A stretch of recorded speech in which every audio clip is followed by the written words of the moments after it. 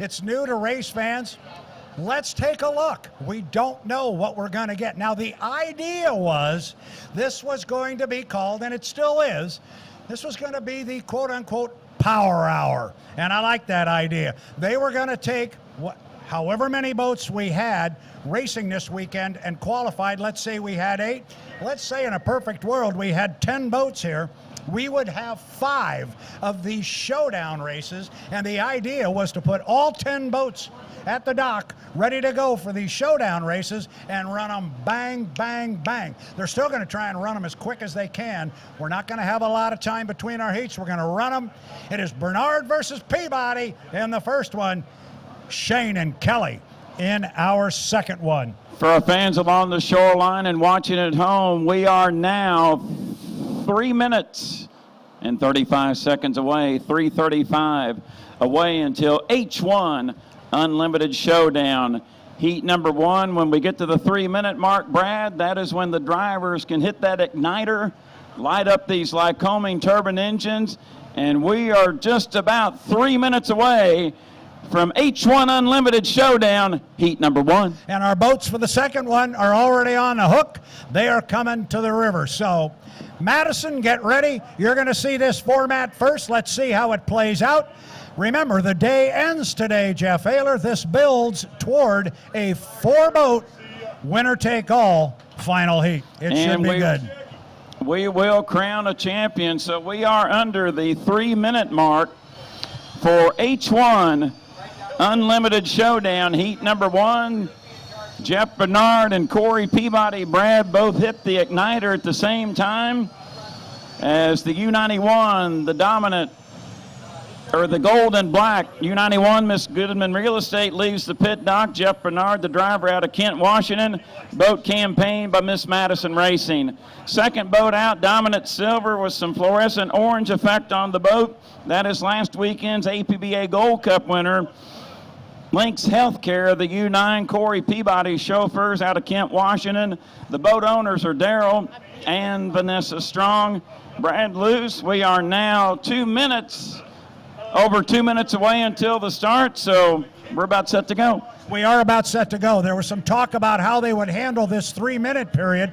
I'm thinking Jeff might cut the course, and it looks like he will not. We will see if Corey does in the Lynx Healthcare up the backstretch. Again, it's only a 3-minute start period. We just got a watch in front of us. We're inside 140 to the start. Corey's going to come across in the Lynx Healthcare, the U9. Jeff goes all the way to the top end of the race course. Jeff Bernard is going to be on the inside and the Goodman. Peabody on the outside. Such a short warm-up period. Has the gamesmanship already begun? Peabody cuts through. Is he going to try to put Bernard in some rough water? Because Peabody will be to the outside. It's going to be a quick sprint of 2 laps. You see Jeff kind of doing some porpoising activity across that wake activity. But Brad, with only 2 boats out here, that water should dissipate and calm down pretty quickly. We are coming up on 1 minute.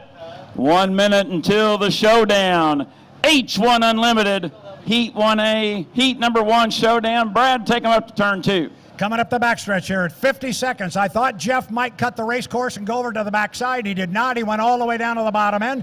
But the key here is he doesn't have to worry about whether or not he's got a lane in there. He is on the inside. And remember, the inside is defined as lane 2. So Corey's going to get up to the top end of the race course first. Jeff's going to come up behind him about 3 boat lengths. We are at 25 seconds now until the start. They're at the apex. Jeff Ayler, bring him down. Let's start this showdown. This should be ideal. When you get to the bridge at 12 seconds, mash the gas. We are now at 12 seconds, just a touch early.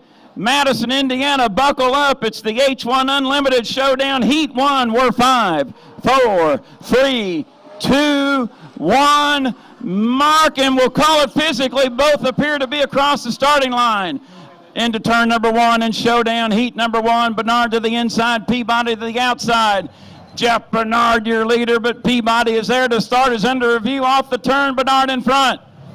Coming off the exit pin, you see Jeff Bernard. That's all you can see. Corey's right there now. We can see his cowling. He's pulling up right alongside Jeff Bernard. Halfway up the backstretch. Peabody, Bernard, tied together halfway up the backstretch. Now they head underneath the Milton Madison Bridge. Remember, this is a two-lap sprint. The start is under review, but we got two boats tied together right now. Jeff Ayler, good race. Oh, look at the top end. It is Peabody by a boat length and a half, maybe. Off the pin, Jeff, bring him down. Side by side off turn number 2. Brad, I'm looking up above to watch the flags.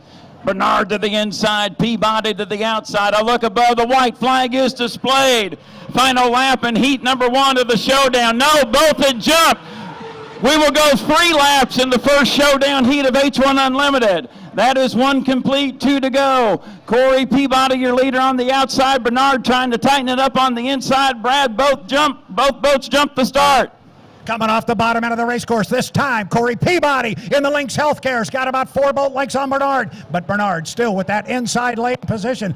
Look at Corey Peabody with the acceleration off the corner. That Gold Cup was no fluke a week ago in Guntersville. That boat's got a lot of boat speed. Now we'll watch the flags when they come down this time. They got the white one last time, but we'll see how it plays out. Shortly thereafter, we were advised that they had both jumped. We'll watch the flags. Peabody's off, and he's got about 4 boat lengths, Jeff. Corey Peabody, your leader off turn number 2. Time is running out for Bernard. Brad, I look up above, and they are delivering the checkered flag. Checkered flag delivered, so unofficially, here's your winner of Showdown. Heat number 1, Corey Peabody in Lynx Healthcare. Second place will go to Jeff Bernard in the Goodman Real Estate.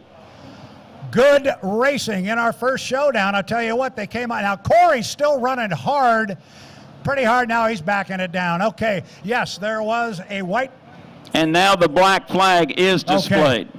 So they will definitely be coming in. They both jumped. We thought perhaps they would be given an extra lap. We'll check with the officials, make sure we have that understanding correct. We thought there'd be an extra lap. Either way, it was good boat racing. Here comes your 2022 APBA Gold Cup champion and the winner of our first ever 2-boat Madison Showdown, Corey Peabody. He looked pretty good, Jeff. Both looked good on the outside. Nice dueling for 1 lap, but Peabody showed some more superior horsepower on the outside, and Daryl and Vanessa Strongcraft, the U9 Lynx Healthcare. So the experimental H1 Unlimited Showdown format is underway here at the 2022 Madison Regatta. Corey Peabody wins heat number 1 in the U9 Lynx Healthcare. Jeff Bernard second in the U91 Goodman Real Estate. Both boats are in the water for Showdown heat number 2. Yeah, based on the positions on the water, Corey Peabody in the Lynx Healthcare, the U9, he will transfer to the final heat. But again, that is unofficial because the boats still have to go through tech inspection. So we'll make sure that both boats clear, especially Corey will make sure he clears. But at least on the water, Jeff, he's on that front row of that winner-take-all final. Yeah, the U9 definitely transfers as long as Brad mentioned and as long as they pass tech inspection. My apologies to the fans along the shoreline and watching at home via H1 Unlimited through YouTube. I was going by the flags, but when we get the official finish and signed off by H1 Unlimited, as soon as we get it, you will know the official results after both boats go through inspection. Stand by momentarily. Up next, Showdown heat number 2.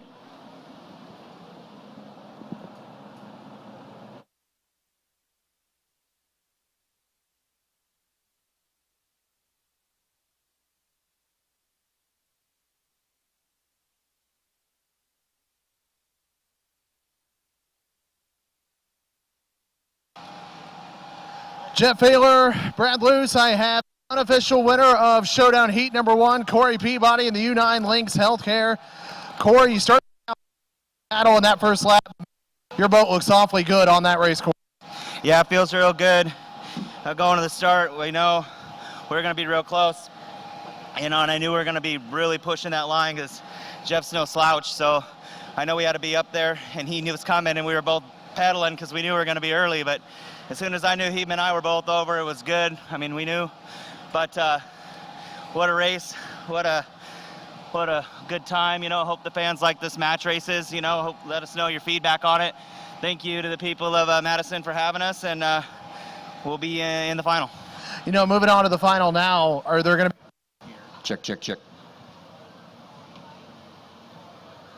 Check, check, check. Everything's good and all our data's good. I mean, that's the biggest thing. So we'll see what happens, and once we get out of the tech truck, we'll make some decisions. Awesome. Corey Peabody, thank you so much. Thank you. Corey Peabody, unofficial winner of Showdown Heat number 1. Brad Luce, Jeff Ayler, back to you guys. Thank you, Jordan, with Corey Peabody, winner in the U9 Links Healthcare. Jeff Bernard, second in U91 Goodman Real Estate. And Brad, we do stress both boats will go through inspection. And as soon as Chief Referee Rick Sandstrom signs off on the heat, when we get official results, we'll let you know as soon as we get them. But clearly the winner on the water was our big winner a week ago. It's Corey Peabody, U9 Links Healthcare. That was kind of fun. Got our next boats in the water, and anytime you get a Kelly and Shane showdown, that's pretty good stuff. 6 Gold Cup wins coming up between, 5 Gold Cup wins coming up between, 6 Gold Cup wins coming up between 2 drivers. Jimmy Shane with 5 Gold Cups, J. Michael Kelly with 1. And Jimmy Shane has been a winner at Madison 4 different times. J. Michael Kelly, a winner at Madison on 2 different years in 2014 and 2015. So J. Michael, Jimmy are in the cockpits. Drivers are being strapped in, and once again getting those final instructions to go out in H1 Unlimited Showdown, heat number 2. Well, I kind of liked it. I thought it was kind of fun. So let's run up the next one. Let's see what happens. Now I'm back to what I said earlier. Imagine if we had 10 boats here that were qualified. We'd have 2, 3, 4, 5 of these things. But we run with what we have. We've got these 2. We're going to see how it works. First one came off without a hitch. I think the drivers didn't have any issue whatsoever with the 3-minute starting period. No, I thought it went perfectly. We saw Corey Peabody cutting through the infield, which was a legal maneuver in the U9 Links Healthcare. Jeff Bernard elected to go all the way up into turn number 2. So the 3-minute sequence is no problem when you have the world's fastest racing boat. They should get here when the clock strikes 0. Yeah, and the part I liked about that you just mentioned, the start was very, very good. It was a 3-minute start sequence, and our 2 drivers went about it a different way. As you said, Jeff Bernard went all the way up to the top end of the race course. Corey decided to cut the course. So there's more ways to split this, Adam. You don't have to do it just one particular way. There's enough time, and they made it work, and the start was gorgeous. They were just across just a little bit. Man, you could have thrown a blanket across them, though. Well, they were both there, and especially in these match races, Brad, do you feel like if a driver feels like he's out of sequence, maybe he could key off the other pilot? Absolutely. Absolutely. Now here's a couple of guys coming up, not that Bernard and Peabody did, but as you say, J. Michael Kelly and Jimmy Shane, 6 Gold Cups between the 2 guys. I hear numbers being counted down. We just hit a mark. I believe that was 5 minutes. So we are inside 5 minutes. That would normally mean, Jeff, we're bringing boats out on the water, but this time, no, we do not bring boats out until the 3-minute mark. Our on-site engineers, Mike and Tana Morissette, thank you so much for your help this weekend at the Madison Regatta. Brad, they were with us last weekend at the APBA Gold Cup, and they have been so much help this weekend for you and I the past 2 weekends with H1 Unlimited Hydroplane Racing, and also too Pro Light, presented by Phenom Digital with RSTZ Transport, and the Grand Prix America Hydroplane Series, presented by Knighton Industries. We are 4:15 away, 4:15. 4:15 until the start of our second showdown, and you're talking about Mike and Tana Morissette. Very simply stated, they make you and I look good. They make our job very, very easy, and they make us look good. They are the 2 that are working real hard. We just get to stand here and talk about hydroplanes, and that's something we enjoy doing. You are correct, my friend. You see the Links Healthcare on the sling being put back to the trailer. 3 minutes, 45 seconds away until H1 Unlimited Showdown, heat number 2. Jimmy Shane, Miss Home Street, will go to the outside. J. Michael Kelly, U8 Miss Tri-Cities, will go to the inside. Inside, 30 seconds to the 3-minute mark. The line is off of the home street. The lid is just now going down on J. Michael Kelly in the U8. The Miss Tri-Cities coming up on 15 seconds. And in 15 seconds, Jeff, if you were down there in the dock, you'd hear that click, click, click of the igniter as they power up these Lycoming turbine engines. And we are 4, 3, 2, 1, mark. 3 minutes. Got a green flag on the course. Here we go, Jeff. 3 minutes, under 3 minutes until the start. Beautiful shot if you're watching online from our infield drone camera. Jimmy Shane leaving the pit dock first in the home street, blue and white, Miss Home Street.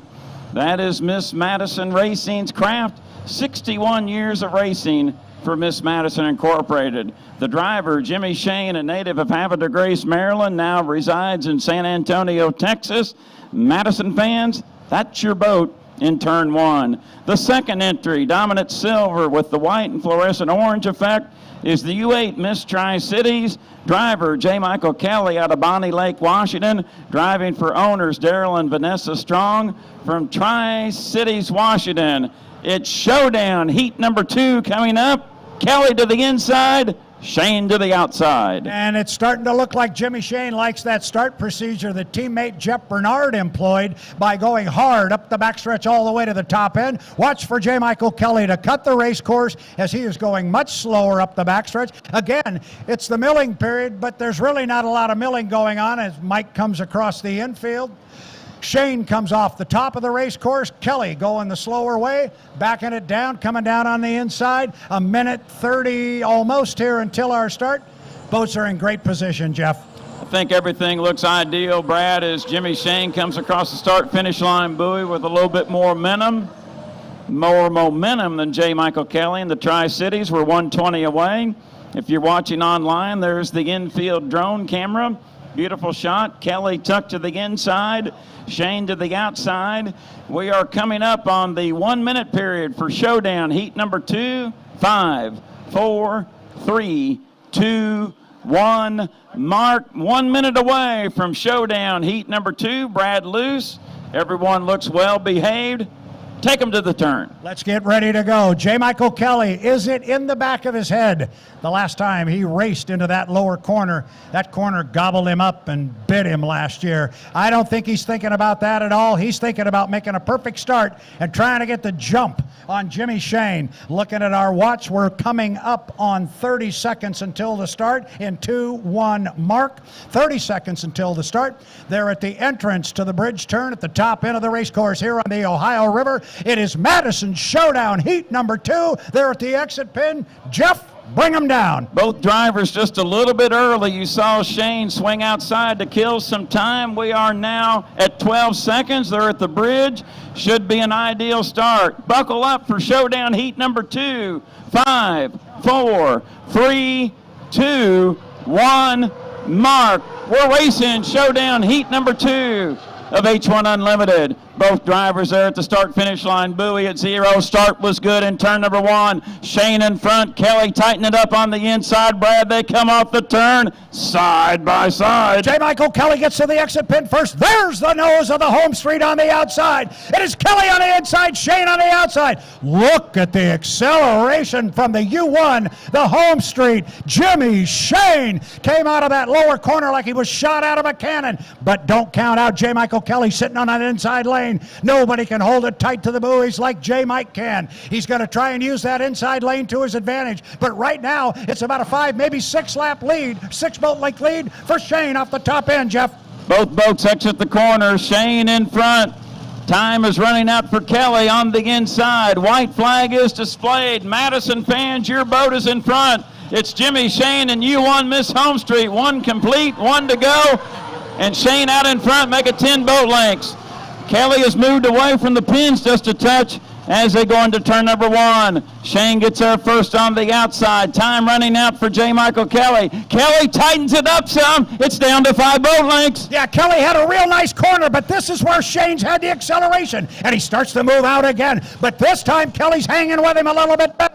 Up the backstretch, about 4 boat lengths. Jimmy Shane in the home straight. U1 up the backstretch on the outside. Kelly on the inside. This, remember, Jeff, this is the checkered flag lap. It's only a 2-boat shootout. This is where it comes to an end. Is Kelly able to make up a little bit of ground? Oh, Kelly's with him. A good corner up here could pay dividends. Jeff, going to be a drag race off the top end. Final turn, final lap. Shane's lead is going away. Here comes Kelly. Time running out underneath the bridge. Jimmy Shane sees the checkered flag. Here's your winner of Showdown Heat number 2 in H1 Unlimited. It's Jimmy Shane and Miss Home Street. Second place will go to J. Michael Kelly in the Miss Tri-Cities. And Brad, the fans in Madison, their heart rate dropped when Kelly cut that lead to 5 boat lengths in turn number 1 and reignited when he got the checkered flag. Absolutely. I'll tell you what, when they came off the top end of the race course, I was looking up here. I wasn't even looking at the boats. Fans here in Madison, Indiana, right behind us and up and down the shore. You like that one? Well, I thought they did. They were hooting and hollering. They were loving it. Oh, that's good stuff. I like it. We got our chief referee right here. Can we just re-rack him and do it again? Sure, he says. Oh, let's get them going. I think the fans had given it a thumbs up on that. That was fun. So that is just a taste, Jeff, of what's coming. Yeah, if you had an 8-boat field, you know we'd do it 2 more times. Absolutely. And I like the format, and H1 Unlimited does have the rules for 6-boat showdown, 8-boat showdown, 10-boat showdown, et cetera, et cetera. Yeah, the only downside here is that we lost a boat yesterday and we don't have another heat running, but that's boat racing and that's what happens. But I like that, and fans, that's not the end of your racing today. No. We still have a 3-boat last chance heat, and oh, by the way, 2 of the boats that are going to be in that 3-boat last chance are going to be the Goodman Real Estate with Jeff Bernard and the U8, the Miss Tri-Cities with J. Michael Kelly, and mix in the U11. They're not done yet either. Jamie Nielsen's going to be involved. Brad, you bring up a good point. By the qualification speeds, this H1 Unlimited Showdown last chance heat has the billing right now to maybe be one of the best heats of the weekend. All 3 of these boats are pretty equal. Lane positioning very critical, and it is a clock start. It is a clock start, so it's going to be very important. And if the 2-boat heat didn't get you excited, next time we run, we got a 3-boat heat. Then we're going 4 boats on the front row, winner take all final. We got a lot more to go here with this H1 Madison Showdown format. I like it. We'll hear from our winning driver, Jimmy Shane, here momentarily. Our pit reporter, Jordan Bear, is in the pit area. On our monitor, Jimmy getting help from crew member Cindy Shirley. Jimmy has the helmet off and a bottle of water. Fans along the shoreline, your driver has his helmet off. Let's give a round of applause to Jimmy Shane, your winner in Showdown Heat 2. Jordan Bear, you're in the pit area, followed by our H1 Unlimited camera crew. Jordan Bear, take it away. Well, 2 boats have been within a rooster tail of each other in both heats, and so hopefully we're putting on a good show for you guys, and the boats are going to continue to be out on the water all day today. Well, and it's got to help out for you, too, because come the final heat later today and also into the heats tomorrow and the Governor's Cup final tomorrow afternoon, if you have an outside lane, maybe you can kind of get a feel for it. That way, if that's the lane you end up being with, you kind of know what to expect now. Oh, yeah, we definitely worked on some outside timing marks that heat for sure, and I know where I need to be now on the outside for when the final heat comes, so we're looking forward to that, and hopefully the boat keeps performing the way that it has been. 400 points, assuming everything passes tech, of course. 400 points added to your national high points lead. Jimmy, what's your message to all the fans on the Ohio River that are here to see you and Jeff race this weekend? Oh, it's just amazing. It's just an honor to drive for the entire city and be a representative of this wonderful city, and it's the best feeling in the world when not even if you win a heat, but when you're out on the water and you see all of the fans running down to the shoreline, you know that, at least I know I got a lot of people that have my back.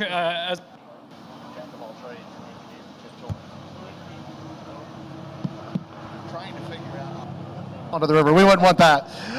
All right. Thank you so much, Jimmy Shane, the winner of Showdown Heat number 2. Jeff Halo, Brad Luce, back to you guys. Thank you very much, Jordan Bear. Congratulations, Jimmy Shane. Nice run in our second showdown. Our fans, up the backstretch here and underneath the Milton Madison Bridge goes the U11, the Miss Colleen, Jamie Nielsen. Jamie is out here running a few laps and having some time on the water by himself. Had we not had the unfortunate situation with the U40 yesterday, this would have been their opportunity to come out and run. So they get an opportunity as well. Jamie Nielsen coming down the front straightaway, flying the boat a bit, got it up and running. He's going to run by himself because he too deserves the opportunity in the showdown format to come out and put some laps on the boat. He will, however, regardless of any time or speed he runs, he will make it into the last chance heat. Brad, we had a question from a fan along the shoreline about the countdown clock. You've heard us all weekend give clock countdowns. That digital clock is mounted outside the judges' stand to the east. Digital clock countdown so the drivers can see that. That's mounted outside the judges' stand to the east where those fans can see it. Unfortunately, the fans to the west of that can't, and that's why they rely on us. They do. They rely on us. That part I didn't know you were going to say. Uh-oh. But yes, they do rely on us, and the drivers also are not really looking at that clock. They may glance. They've got a radio guy in their ear who is counting down to them constantly. So here comes Jamie Nielsen of the U11, and he's kind of walking it back and forth, the boat not getting necessarily a stable attitude, but it's up, it's out of the water. Whoa, that was good there. He had some air underneath the boat as he came across start-finish line. Boat continues to improve, and Brad, I'm not counting this one out in the last chance. I like the lineup. We'll have this boat, the U11 Miss Colleen, along with the U91 Miss Goodman Real Estate, and the U8 Miss Tri-Cities. The last chance will be a 3-lap showdown on a 5-minute start clock. It's a fight for lanes, and I really can't handicap the showdown right now, Brad, in the last chance. I think any one of these 3 drivers has a shot to win it and transfer along with the second place pilot. That's the key right there. We're going to have 3 boats out here in the last chance heat. Not just the winner, but the second place boat will also transfer to the final heat coming up later in the day, because remember, that is a 4-boat final heat. Corey Peabody's already in it. So is Jimmy Shane, pending tech inspection. Jamie Nielsen would like to put the Chartreuse and Royal Blue into that one as well. Brad, this particular hull competed in one race before Scott and Shannon Rainey purchased the craft. It was right here, 1995.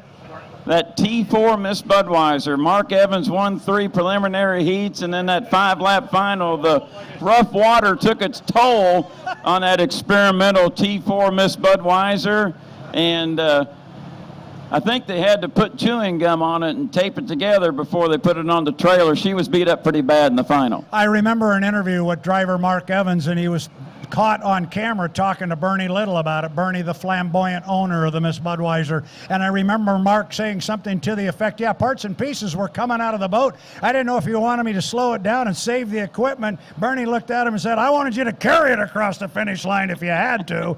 I don't care, get it here. And the growl that only Bernie Little could do. Jamie Nielsen one more time past the start-finish line. First lap at 1:46.986. Second lap at 1:48.050. If you're watching online, there's that infield drone camera that's providing wonderful video this weekend from H1 Unlimited via YouTube. Through the turn, you can see the stacks of the IKE power plant in the background.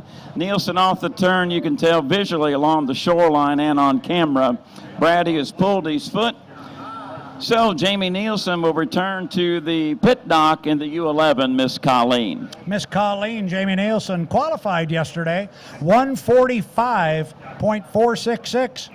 He just turned a lap north of 148, so I think they have to be pretty happy with that. Improving, and this boat, once it gets to where they want it, it's going to be a contender in the H1 Unlimited Hydroplane Series, and it could be a contender here later today at 5 o'clock, but they have to be in positions 1 or 2 in the last chance to transfer to the final heat.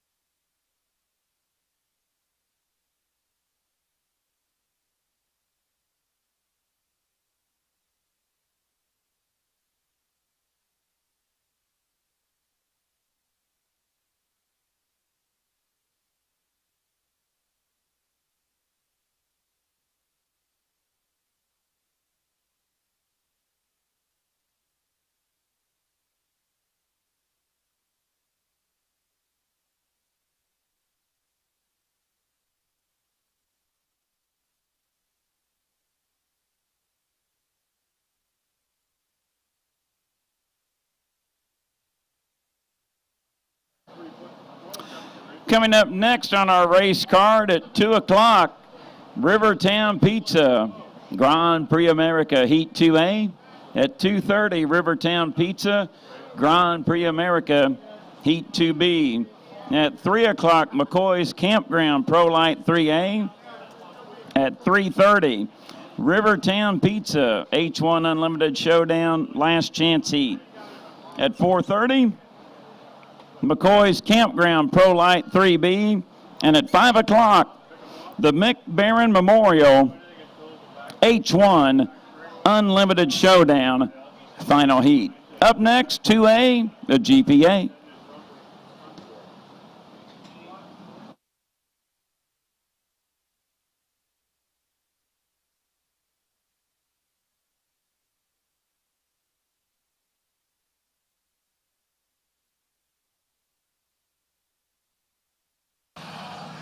All right, Brad Luce, Jeff Ayler, try not to fall in the Ohio River here as we have Jamie Nielsen, driver of the U11, Miss Colleen. Jamie, you get out there, 1:48, your fastest lap that time around. Man, did that boat look impressive, that run. Yeah, thanks a lot. So it's great to finally get.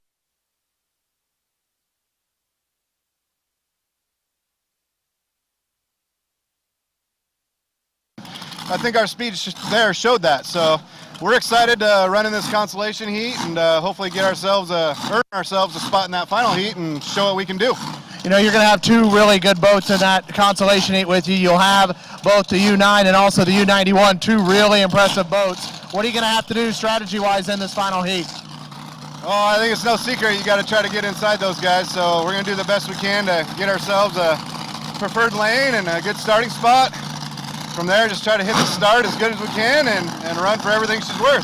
Is the river conditions, obviously this river can be tricky at times. Is this river still feeling good for you as far as driving? Oh, it feels great, especially when you're out there all by yourself. So I know with 2-3 other boats out there, it's going to definitely be challenging as always, but conditions are great this weekend. Happy to be here in Madison and happy to race in front of this great crowd. Awesome. Jamie Nielsen, good luck in the last chance heat, okay? Jamie Nielsen, ladies and gentlemen, Brad Luce, Jeff Ayler, back to you.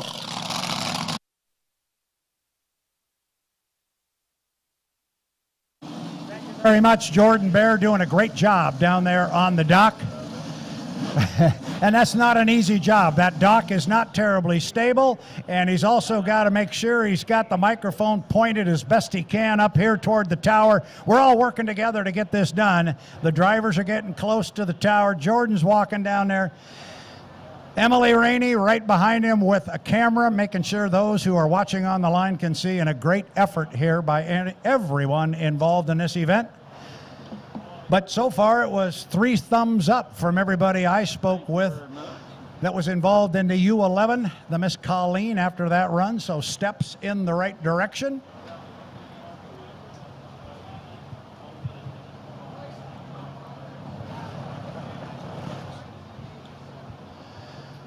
So we got the Miss Colleen headed back toward the trailer.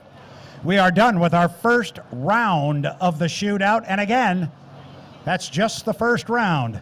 We've still got the big heats to come, our last chance heat, and then we end today with a 4-boat winner-take-all final. From now on, the assigned lanes are out the window. We will be fighting for lanes in both the last chance heat and our final heat. So that'll make it certainly exciting. And 2 of our boats in the next last chance heat, of which there will be 3, 2 of them will advance to the final. Jordan Bear walking and logging a lot of miles down there, but doing a darn good job. He's headed up the steps, Mr. Ayler, and he's going to come up the steps, and all we're going to do is hand him the microphone and say it's time to go to work. Well, Brad, I got to make an announcement to my neighbor. You've not been with me here since 2012 for the regatta, but my neighbor, 8 years old, Ryan Copeland. Ryan, welcome to the regatta. And Brad, you know what Ryan says? Jeff, put a big one in the water. Well, there we go. We just had the big ones in the water. All 5 of them were out there. Jordan Bear made his way back up here. We need you to run all the way back down and come all the way. It's kind of hot running around down there. It is, man. You know, being up here feels really good. They have the fan up here next to us. But let me tell you what, being down on that dock, it wears on you a little bit. But that was just really such a cool thing. And, you know, you heard Jimmy talk about it. how cool this shootout format is, because both races, they were within a rooster tail of each other. You got to work out some strategy a little bit. But that was impressive. Let me tell you what, Jamie Nielsen, a 1:48 in one of those laps.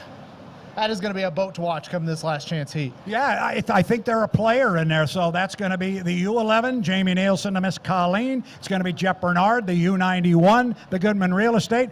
Oh, yeah, we're just going to throw J. Michael Kelly in the U8, the Miss Tri-Cities for good measure. Absolutely, and you know, one thing I asked Jamie was, as you heard, was I said, you got two awfully good drivers in there. I mean, Jeff Bernard has one here. He won back here in 2008 driving Formula boats, and I remember that race very, very well.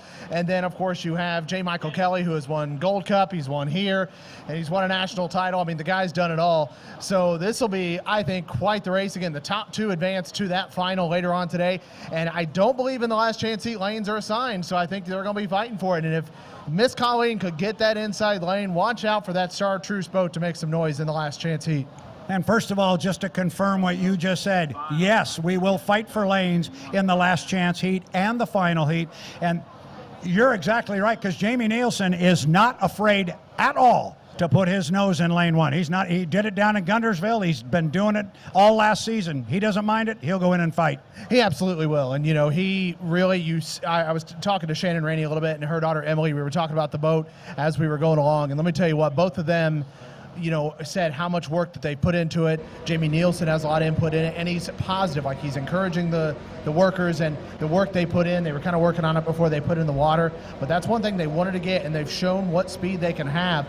And, you know, because they were kind of joking, they wish they would have gotten out the boat another time yesterday, because 1:48, they would have had one of the top qualifying speeds out there. But, you know, it happens. That's boat racing at times, but, I mean, I think we're in for a treat come 3 o'clock. I think we're definitely in for a treat. You need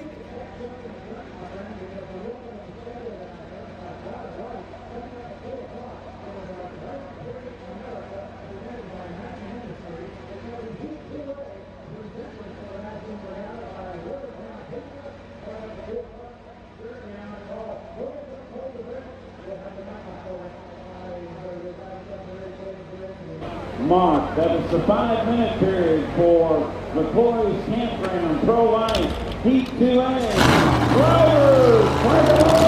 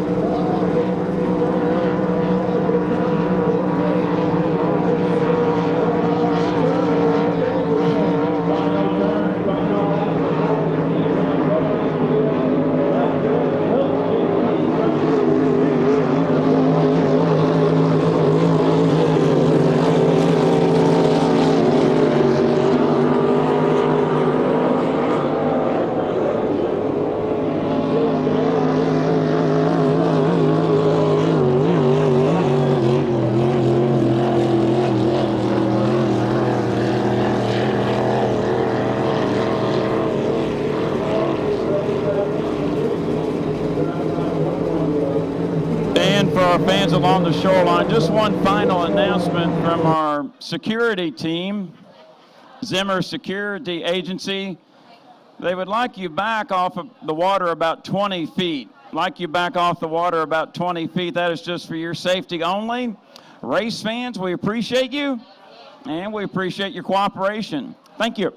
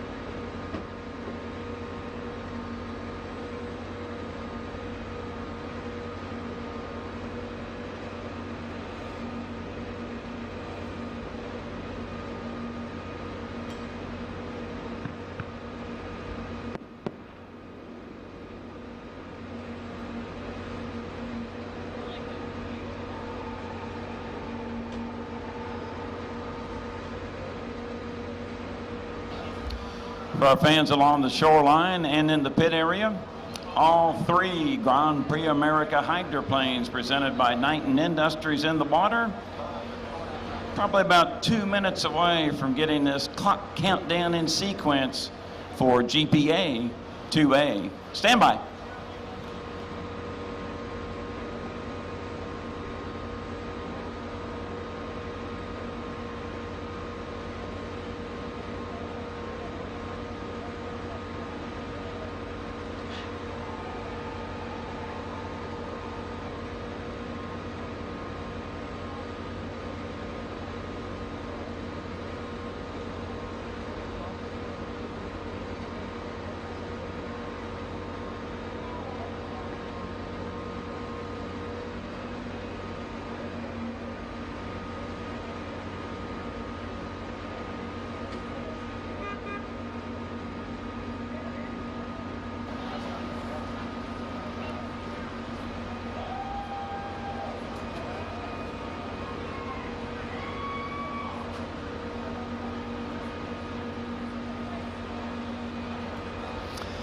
Attention the pits, attention the pits. GPA drivers, stand by for clock countdown to 1 to the 5 for Heat 2A coming up in 5, 4, 3, 2, 1, mark. That is 1 to the 5 for GPA 2A.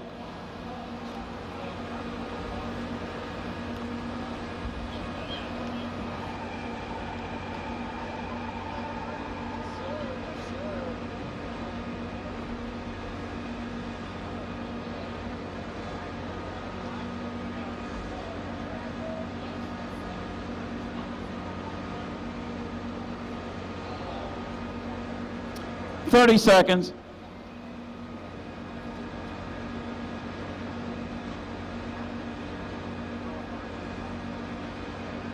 20. 15. 10, 9, 8, 7, 6, 5, 4, 3, 2, 1. Mark. That is the 5-minute period for Grand Prix America Heat 2A, brought to you by Rivertown Pizza. Drivers, crank them up!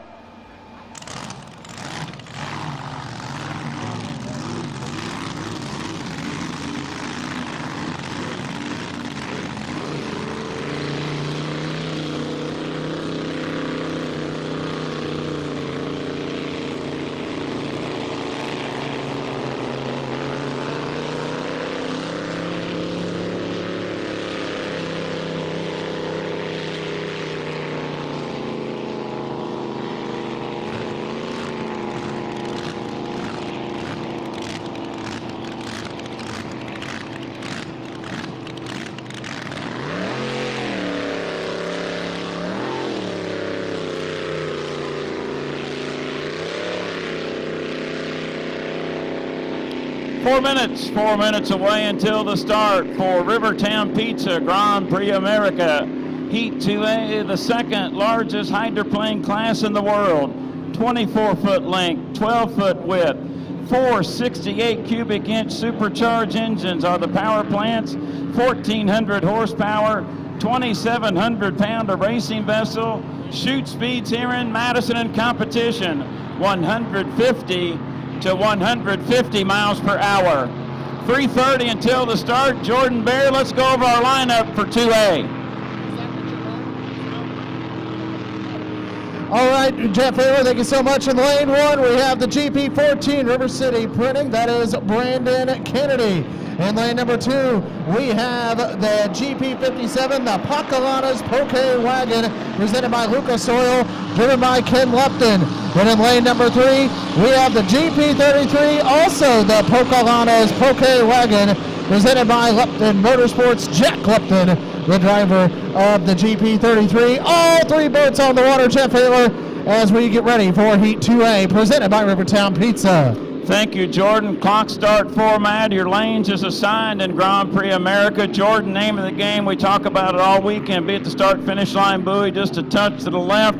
of the start-finish line buoys. You want to be there at full song, full throttle when the clock strikes 0. If you jump the gun, that is a 1-minute penalty in elapsed time in Grand Prix America, presented by Knighton Industries. We are 2:20 until the start, 2:20 away. 4-lap heats, 5-mile competition heats. Jordan, for our fans in Madison, they're lining up nicely. Let's go silent for a moment and hear these 468s.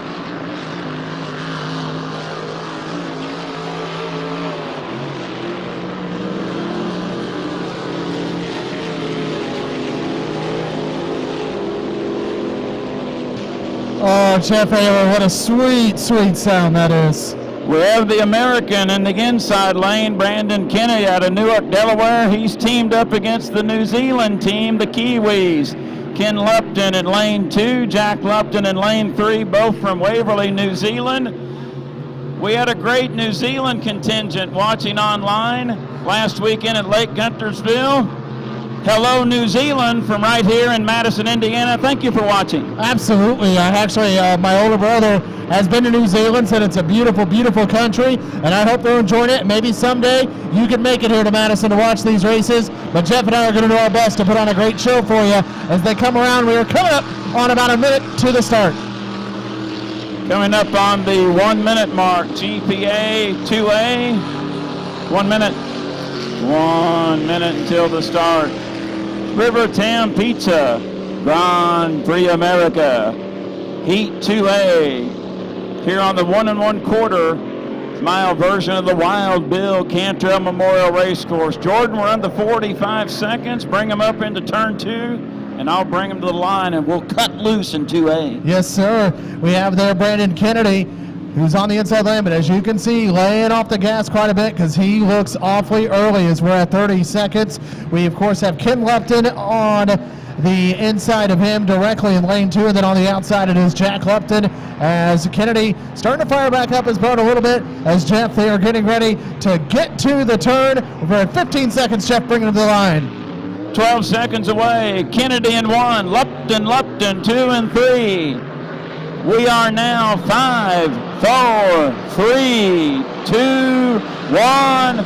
Mark, and it appears to be a clean start. We're racing in Rivertown Pizza, GPA 2A. Ken Lupton, beautiful start in the Pacalanas Poke Wagon. Flying into turn number 1, Ken Lupton in front. The battle will be for second. Nice turn by Brandon Kennedy on the buoy row. Ken Lupton, your leader. Ken Lupton is your leader, and Kennedy trying to catch him, but right on the outside of Kennedy is Jack Lupton, and Jack Lupton is right there. Looks like he has taken second, and it looks like there is an awfully good race up there for first and second. Jeff Ayler side by side. Into turn number 2, it's Lupton side by side. Kennedy trying to chase on the inside. We'll come down to complete lap number 1. 1 complete, 3 to go. Ken Lupton in front in Pacalanas Poke Wagon. Jack Lupton chases with the same sponsorship in second. Brandon Kennedy third in River City Printing back into turn number 1. Jordan Bear, Ken Lupton going to be tough to handle leading off turn 1 in front. Ken Lupton now has extended a lead to about a rooster tail, but going nowhere is Jack Lupton trying to catch him on the backstretch there. But let me tell you what, a great run by Ken Lupton as he's now extended that lead to a little bit over a rooster tail. But right there is Jack Lupton as they come around for another one. Rocking and rolling the Ohio River Valley with the noise of the 468 cubic inch supercharged engines. We're halfway through it in Rivertown Pizza GPA 2A. Ken Lupton comfortably in front. Pacalanas Poke Wagon. Jack Lupton second. Pacalanas Poke Wagon. Brandon Kennedy in third in River City Printing. We're working lap number 3 of 4. And Jordan right now, Ken Lupton showing superiority in 2A. He really is. You know, Jack Lupton was right there with him after the first lap, but Ken Lupton, let me tell you what, he is putting the pedal to the metal and has extended that lead to well over a rooster tail. He is coming to the turn, and I'm sure he will be looking, Jeff, for the white flag as he comes to the start-finish line. Now Jack Lupton appearing to close the deficit a bit. Ken Lupton still in front, but Jack still got a charge on the outside. White flag displayed one more time around. Ken Lupton leads it, but Jack Lupton is cutting to the lead. Brandon Kennedy now remains in third in River City Printing. Final time around for the top 2 entering turn number 1. Ken Lupton in front. You see Jack This deficit is going away. Lupton's lead is down to 5 boat lengths. Oh, Ken Lupton's there, but Jack Lupton's right there on the outside. Is he going to get him? And oh, he's side by side on the backstretch. And they come to turn number 2. Jack Lupton with the lead, Jeff. They're coming to turn 2 looking for the checkered flag. It's going to be a New Zealand drag race to the finish. Ken to the ends. And Jack Lupton has come from behind. Jack Lupton wins Rivertown Pizza 2A and Pacalana's Poke Wagon. Second place to Ken Lupton and Pacalana's Poke Wagon. And Brandon Kennedy will get third position. We'll bring Brandon across the line. In the River City Printing. And Brandon right now trying to score. Looks like he wants to come back into the pit dock, and Brandon will get those third place points in River City Printing. Fans along the shoreline and watching worldwide, people in New Zealand are going crazy. Pacalana's Poke Wagon, Poke, ho hey. Oh my goodness. Fans, did you like that one? Oh, what a race. What a race there. My gosh, what a run by Jack Lupton, who never went away. Man, that is what this sport is all about. And it looks like we have a boat dead in the water. And we'll ID it a little bit better, Jordan. And it's actually your winner. Jack Lupton is dead in the water down in turn number 1 in the Pacalana's Poke Wagon, Lupton Motorsports. Ken Lupton comes back in the Pacalana's Poke Wagon, Lucas Oil, but you could see the deficit going away, and Jack Lupton never gave up and got the victory in GP 33. What a race, folks. What an incredible race. That is why we love this sport. You got excited.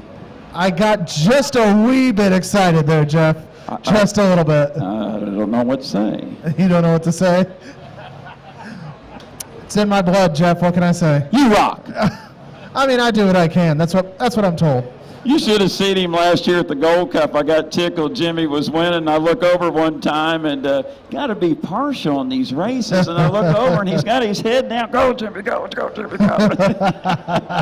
You know, Jeff, seeing here, you know, I had never been to a Gold Cup before a couple years ago, and seeing Jimmy win 50 years to the date, of course, Jim McCormick won that. My emotions got the best of me there, and I was in tears. I mean, I really, really was. That was a very, very special moment, not only for me, but for anyone here. It really was. And you know I'm having fun with you. Of course I know. You're doing a great job. And we failed to mention Jordan Bear is helping me with the Pro Lights and Grand Prix America. And you can hear Jordan here locally Monday through Friday on the morning show on 96.7 FM WORX. And I've been to the studios and you've had me on before. And thank you for all your work in the community at WORX. Well, we appreciate it. And, it's a team effort. We really have Tim Torrance, Travis Calvert. They're on the call for the radio all weekend long. Kim True, Carrington True, AJ Bramer, Jesse Brooks, who are all down here as well. I tell you what, it's been an amazing weekend so far, and we really appreciate the community support. I think we're all going to take a day Monday. It's the 4th of July. It's a holiday, so all of us, I think, are going to relax Monday, and then we're going to be back at it Tuesday because then we got 4-H fair coverage starting the week after that. And then, Jeff, I'm going to be on my vacation where you can expect I'm going to be having a little something that you saw me have a couple of I tell you what, fans, Jordan Bear, when it comes vacation time, he takes every advantage of the minutes and seconds. He enjoys vacation from starting gun to checkered flag. Jordan will take a slight break. Up next on our schedule is Rivertown Pizza Grand Prix America Heat 2B.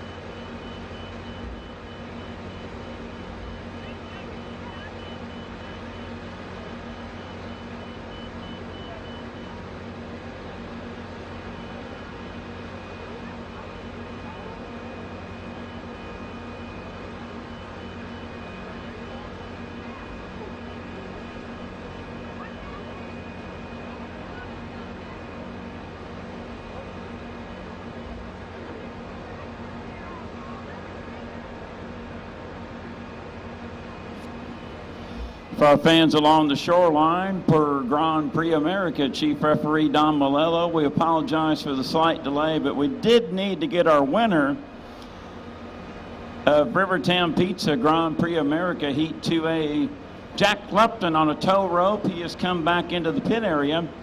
So Jordan, I see 1, 2, 3. 3 boats set to go here in GPA 2B. Clock countdown coming up here in just a moment. Stand by.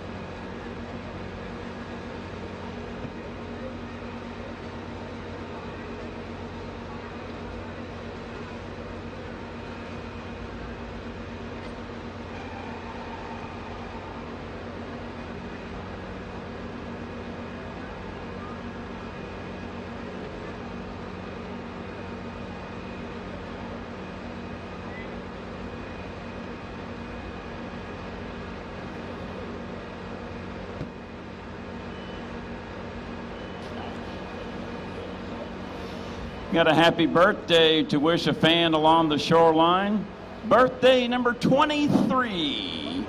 Happy birthday, Ashlyn Taylor Kennedy at the Madison Regatta, HB.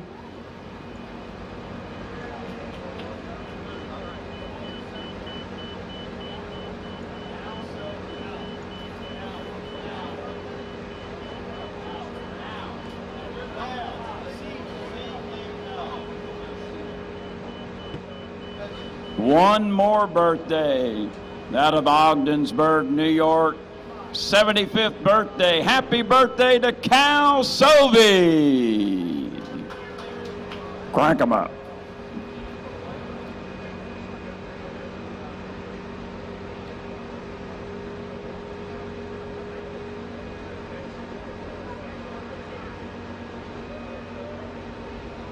And another birthday, age 53, visiting from the Pacific Northwest. Happy 53rd birthday to Brent Hall!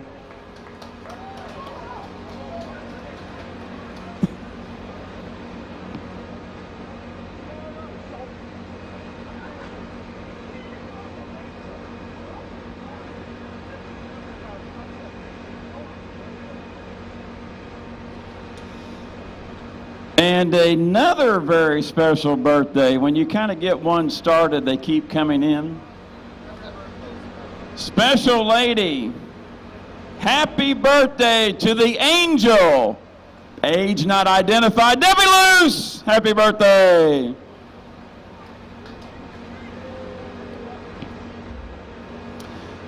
Up next is Rivertown Pizza, GPA 2B, about 5 minutes away, getting this clock countdown set in stone. Yes, we do need some more Rivertown Pizza. Joe Breek, if you're listening, we need some pizza.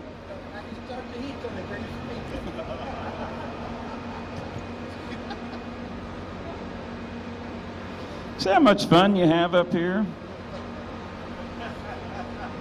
So Jeff, Oh, he had to wait. He you had to opened wait. Pandora's box because now a good friend of mine just texted me and she says we have an 18th wedding anniversary. We have Kelly and Brian Shuey, their 18th wedding anniversary. Kelly and Brian Shuey celebrating their 18th wedding anniversary. Jeff, you have opened Pandora's box officially. It's just like the old teletape from Indiana News at WORX. They come just funneling in. Exactly, and you know what? Kudos to anyone, birthday, anniversary, all for it. Brad Luce is going to be, I think, 30 tomorrow, so Brad Luce is going to be 90 tomorrow. I'm sorry. I was trying to give Brad a break to say 30, but you know.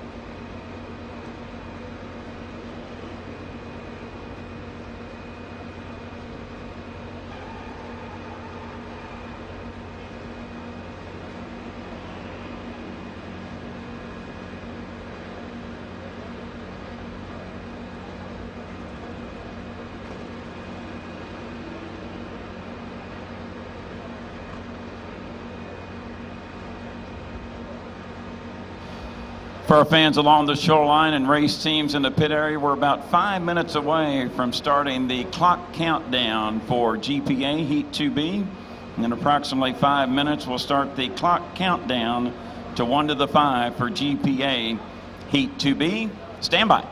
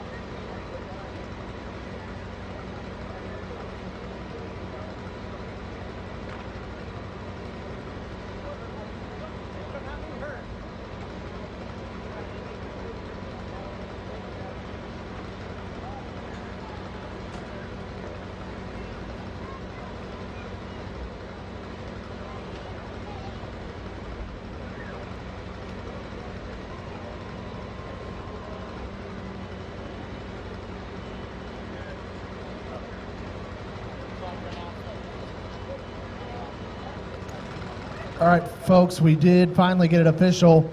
Tech inspection has been cleared for shootout race number 2. The winner of the H1 shootout heat number 2, Jimmy Shane in the U1 Miss Home Street.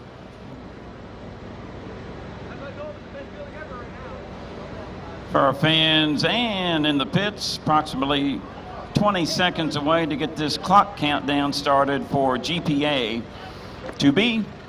Stand by.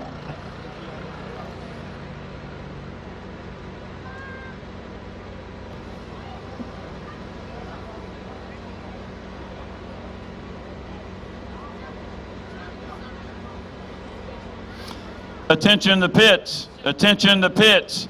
GPA drivers, stand by for clock countdown to 1 to the 5 for Heat 2B, coming up in 5, 4, 3, 2, 1, mark. That's 1 to the 5 for GPA Heat 2B.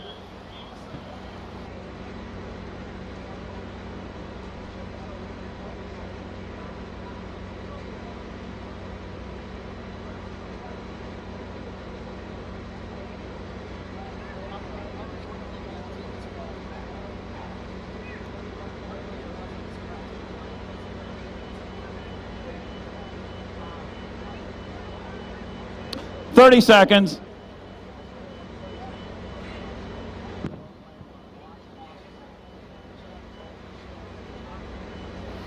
20.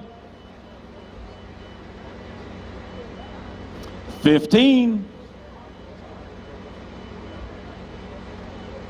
10, 9, 8, 7, 6, 5, 4, 3, 2, 1. Mark. That is the 5-minute period for Rivertown Pizza Grand Prix America Heat 2B. Drivers, crank them up.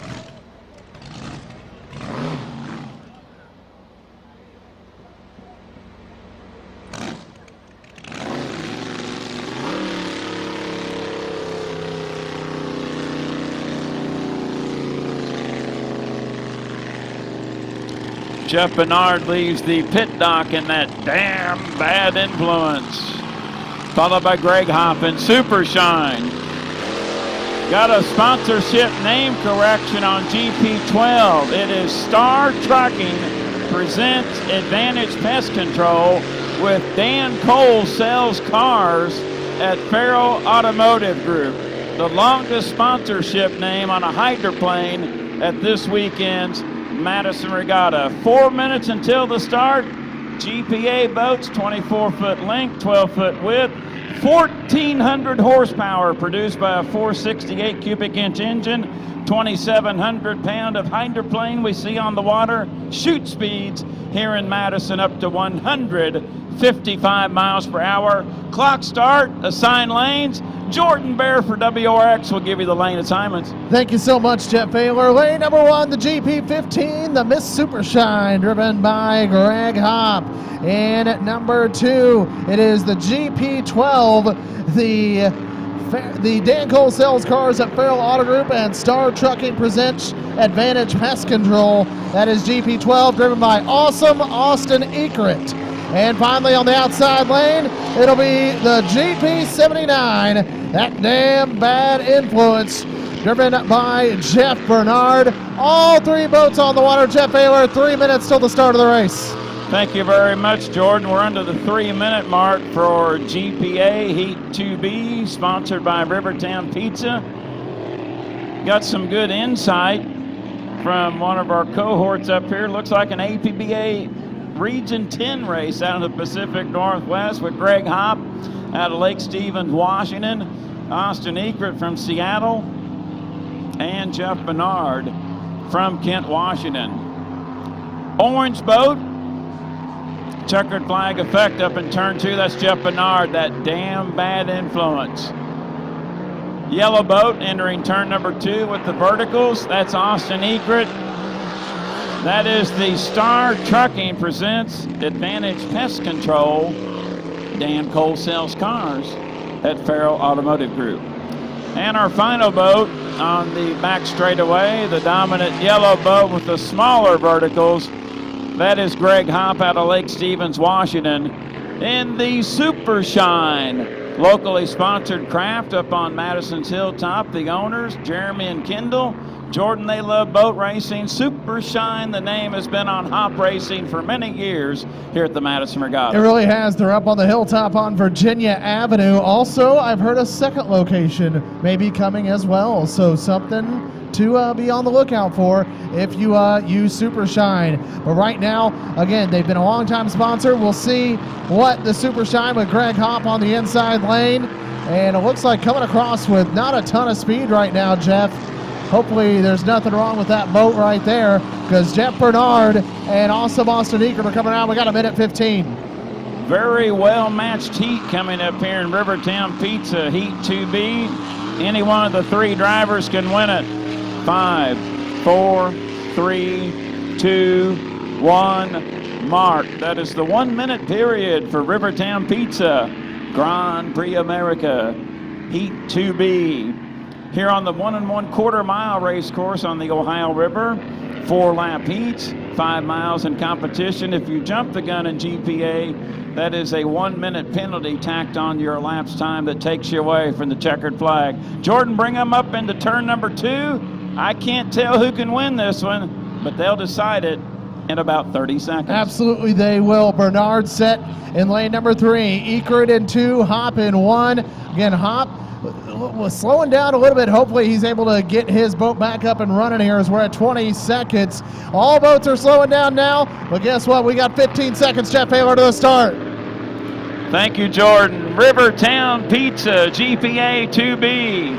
We are now 5, 4, 3, 2, 1, mark, and we'll call it physically, but Jeff Bernard led him across the start-finish line buoy, and that damn bad influence.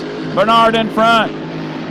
Greg Hop in the second position. No, that's Austin Eakert. We're going to turn number 1, Bernard in front. And now Austin Eakert tighten it up. Jordan off the turn, Bernard in front. Eakert hit a hole. Bernard holding on, but Eakert is right there, and he has the short track around. He's trailing by about a rooster tail, but man, Bernard's boat looks really, really good, and that damn bad influence. But man, look at Eakert going into turn 2.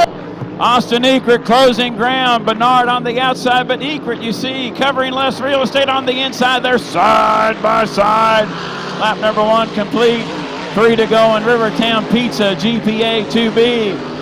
Bernard is driving a whale of a race on the outside, but Austin Eakert catching up, and Star Trucking presents Advantage Pest Control. Dan Cole sells cars at Farrell Automotive Group, and Jordan, the lead is dwindling away, but now Bernard, great acceleration, Eakert countering back.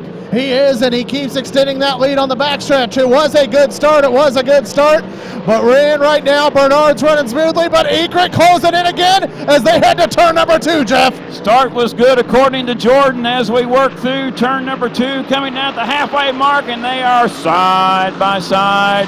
Bernard in front, making 3 boat lengths over Austin Eakert in second. Greg Hop remains in third. Your battle is up in the front. In Rivertown Pizza Heat 2B, Bernard gets there first. Eakert driving a doozy on the inside, and Eakert takes a slight lead. Is Bernard still there? Eakert in front, and they're side by side. And Bernard retakes it, but Eakert's right there. Eakert's got the short track around, but Bernard is pulling ahead. As they head around, they'll be looking for the white flag, Jeff, but look at that turn! Best race of the weekend here at the 2022 Madison Regatta. It's anybody's race. Eakert tightens it up. We get the white flag. They're deck to deck, and Bernard with great acceleration off the turn, and that damn bad influence. Eakert second. Star Trucking presents Advantage Pest Control. Eakert, Bernard, anybody's race. Eakert takes the lead, but Bernard's got that superior acceleration on the outside. Eakert, where is Bernard? Bernard has dropped back. Oh, and Eakert's there, but there's Bernard on the outside trying to catch him. But Eakert's taking the lead, and they're headed to the final turn. They're going to be looking for the checkered flag. Jeff, bring him home. And Bernard developed a problem. He's slowing. Here's your winner of the exciting Rivertown Pizza, GPA Heat 2B, Austin Eakert. And Star Trucking presents Advantage Pest Control. Dan Cole sells cars at Farrell Automotive Group. Jeff Bernard, tough break, dead in the water outside turn number 2. And Greg Hop will come across, trying to keep it alive to get those second place points. In the Super Shine, Hop swinging outside, trying to find smoother water, and we score Greg Hop in the second position in Super Shine. Fans in Madison, Grand Prix America, presented by Knighton Industries. How did you like that dueling? That is the second straight incredible race we have had in Grand Prix America. What a run for Austin Ekrit. Again, the young man from the Northwest out of Seattle. What a run by Ekrit as he is coming in. A very, very impressive performance in the GP12. He's coming in now. Of course, Bernard will have to be towed back to the pit area. And also what's important there for Greg Hopp, he struggled. He didn't get his boat started yesterday, but he gets 300 points here for second, which will help leading into the final tomorrow afternoon. So Greg Hopp, a second place finish. But man, what a performance by Austin Ekrit. Again, unfortunate for Jeff Bernard. We'll see him in an H1 Unlimited coming up at 3:30 for the H1 Showdown Last Chance Heat. He'll be in the U91. Goodman Real Estate. What a race, absolutely. Again, now Greg Hopp pulling in to the pit area. Again, Bernard out on the boat right now. Looks like the boat is about there. He will be towed back in. Coming up in just a little bit also, we will have Pro Light Heat 3A. Pro Light Heat 3A. We still got 2 more Pro Light Heats to go today. Race fans in Madison, awesome. Austin Ekrit is out of the cockpit. He can hear you. Let him have it. I see you, Austin. I see you, buddy. What a performance by Austin Ekrit. Little bit of a bright smile exiting that cockpit of the Star Trucking presents Advantage Pest Control. Dan Cole sells cars at Farrell Automotive Group. They got the sponsorship money. They got the win. They did, and man, what a race there. And Ekrit, every time on those turns, kept getting closer and closer. He'd take the lead, but Bernard had great speed on the stretches. Again, unfortunate, Bernard goes down right before the final turn. So for Bernard, he'll be towed back in. Hopefully he's doing okay. They had to replace a part of the engine after yesterday, so hopefully they'll be able to bring that in, and it's a very fixable problem before tomorrow. But my goodness, what a day for the Grand Prix racing here in Madison, Indiana. We have seen 3 outstanding races, and folks, we still got a lot of racing left to go today.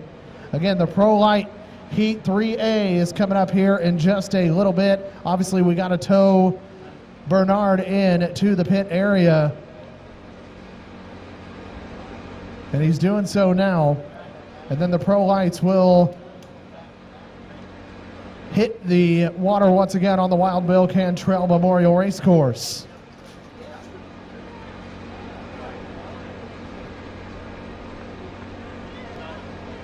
Jake McCormick's not important, apparently.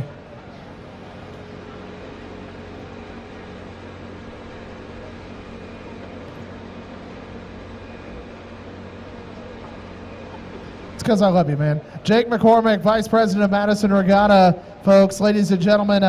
Jake, first of all, whatever weather you ordered this weekend and whatever river conditions, you need to do this every year, man. This has been incredible so far. Man, Jordan, our prayers have been answered, huh? Could you ask for a better water conditions or better weather for this Madison Regatta?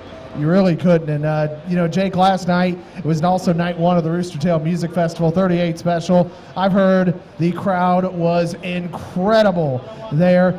And, Jake, that was only night 1. Oh, man, we were packed. We were running water to every bar. I couldn't imagine a better show for our Rooster Tail this year in 2022. We really tried to step it up, and the crowd seems to love it. You know, a big thing that, you know, we did yesterday that I thought why yesterday went so well for the most part was constant nonstop action on the Ohio River. Really so far out, man, we had our lunch hour because, of course, people have to eat. But for the most part today, it's been nonstop. We're giving the fans a show, and, man, have the boats delivered. Well, we tried to make some different changes in our pit arrangement this year to really speed up how we get boats on and off the water, and then H1 came in with this new shootout method that we're trying out. And I mean, it's proven really to work well. We're keeping boats on the water, spectators entertained, and fed with all our vendors that you mentioned. Well, and that was the other big thing. You know, I'm going up and down, and I'm seeing a lot of fans here. The fans have been fantastic. I look up and down, the shoreline is packed. You'll even have some people who will probably even show up tomorrow that haven't been here yet this weekend. Hard to believe we still have another day left of racing. Oh, man, we're here for the fans. Glad to see them all. I hope we get some more. So, Jake, obviously you're going to be taking over as president next year. You ready to take on that responsibility? Let's just get through this year. I mean, being president isn't that big a deal. There's a heck of a team that puts this thing together. It's no one person. You couldn't ask for a better group of people that love this sport. It wouldn't happen without all of us. You know, Jake, it's been an amazing weekend. We still got a lot more racing to go today. Buddy, I'm sure we'll talk to you before the weekend's over, okay? Jordan, thanks for having me up here. Thank you very much. Jake McCormick, Vice President of Madison Regatta. So again, Jeff Bernard being towed back in almost to the pit area now. Again, we have Pro Light Heat 3A coming up here in just a few short moments.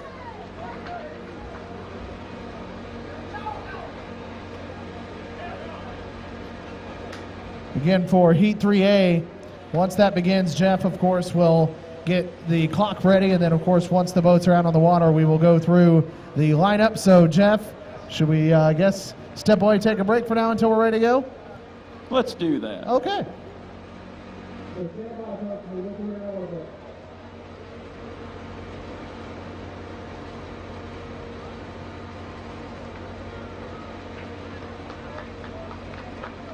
One mark. That is the 5 minute period from the boys' campground. Pro Light Heat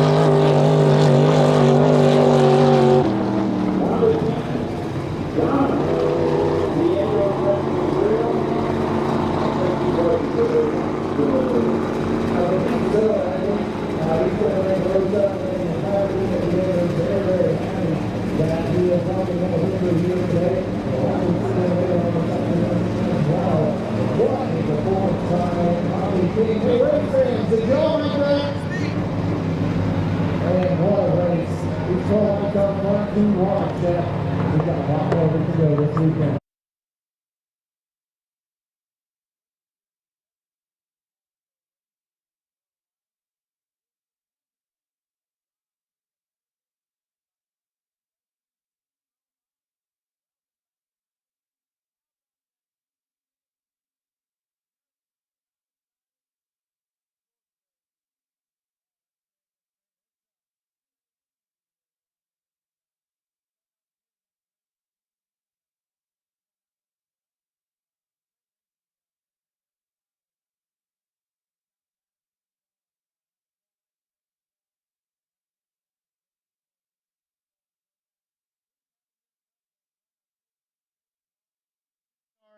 Chevy engines and make the noise, not only for the Indiana side, but obviously for the Kentucky side.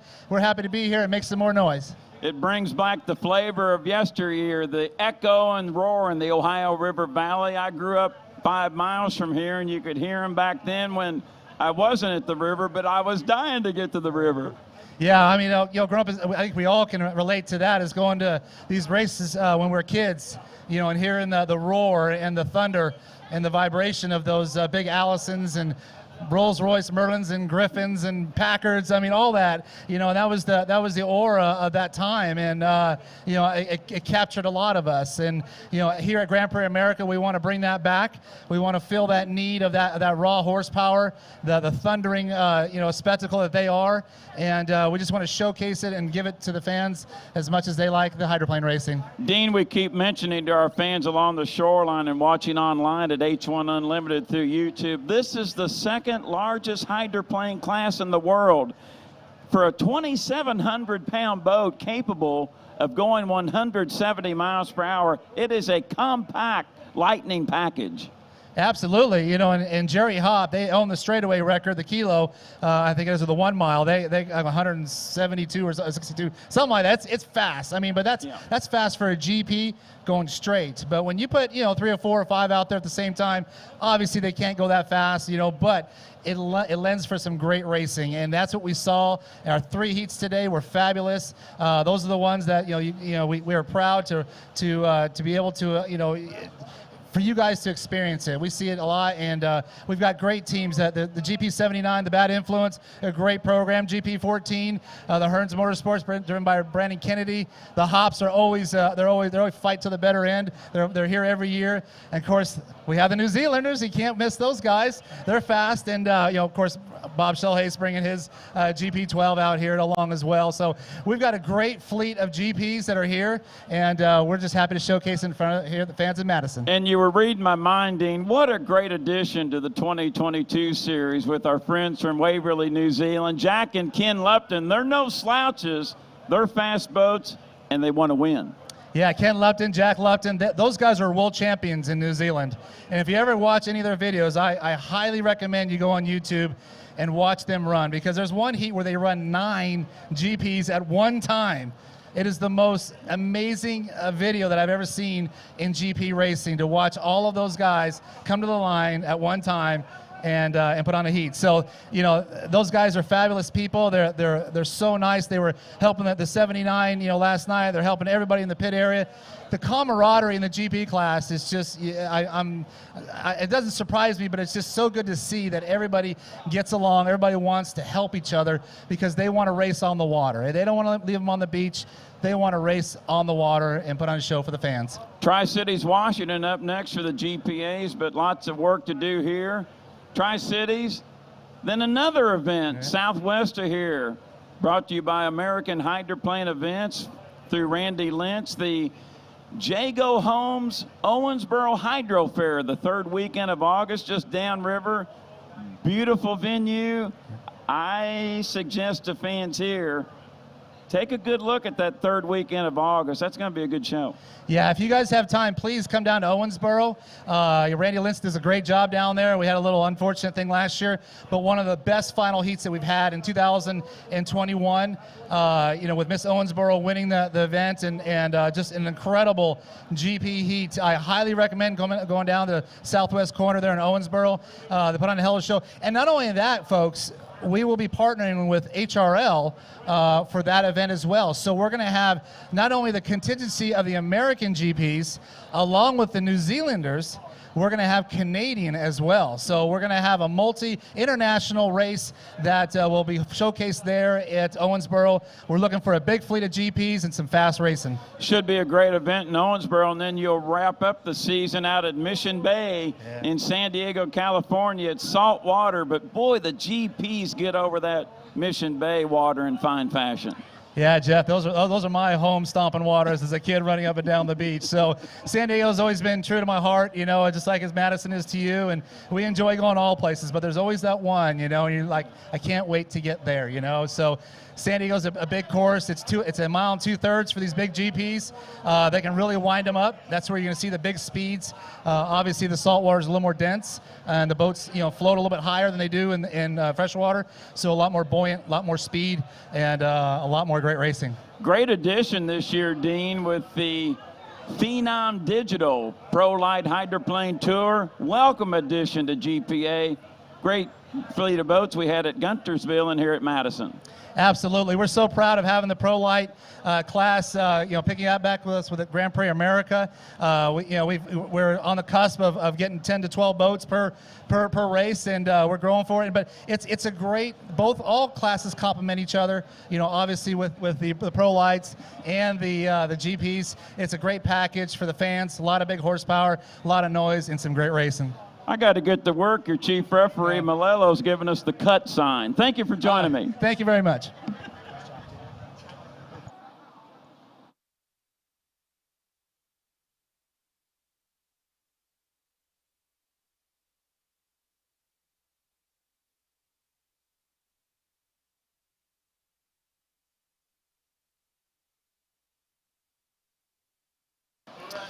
For our fans along the shoreline and our racers in the pit area, coming up here in approximately 1 minute, we'll start the countdown clock sequence for Pro Light Heat 3A.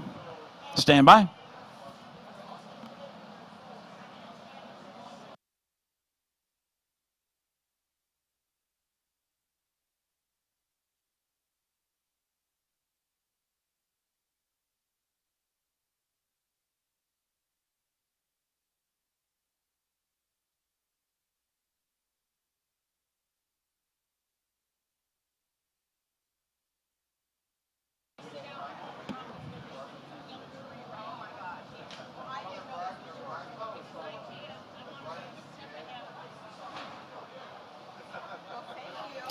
Attention the pits.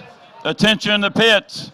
Pro Light drivers, stand by for your clock countdown to 1 to the 5 for 3A coming up in 5, 4, 3, 2, 1. Mark. That is 1 to the 5 for Pro Light 3A.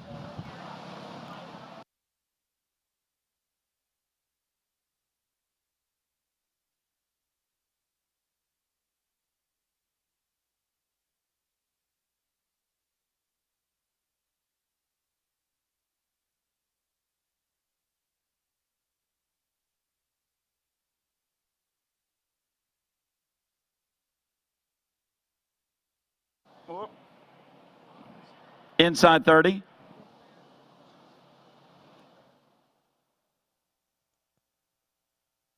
$20. 15. 10, 9, 8, 7, 6, 5, 4, 3, 2, 1. Mark. That is the 5-minute period for Pro Light Heat 3A, brought to you by McCoy's Campground. Drivers, you hit the trigger finger too early. Crank them up!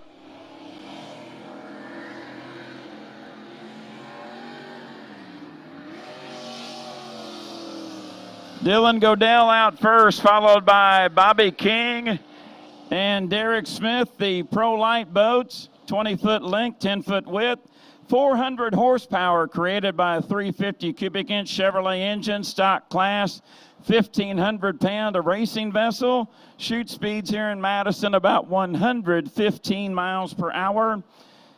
Clock start, assigned lanes. Once again, if you jump the gun in Pro Light, you're issued a 1-minute penalty on elapsed time, which takes you away from victory.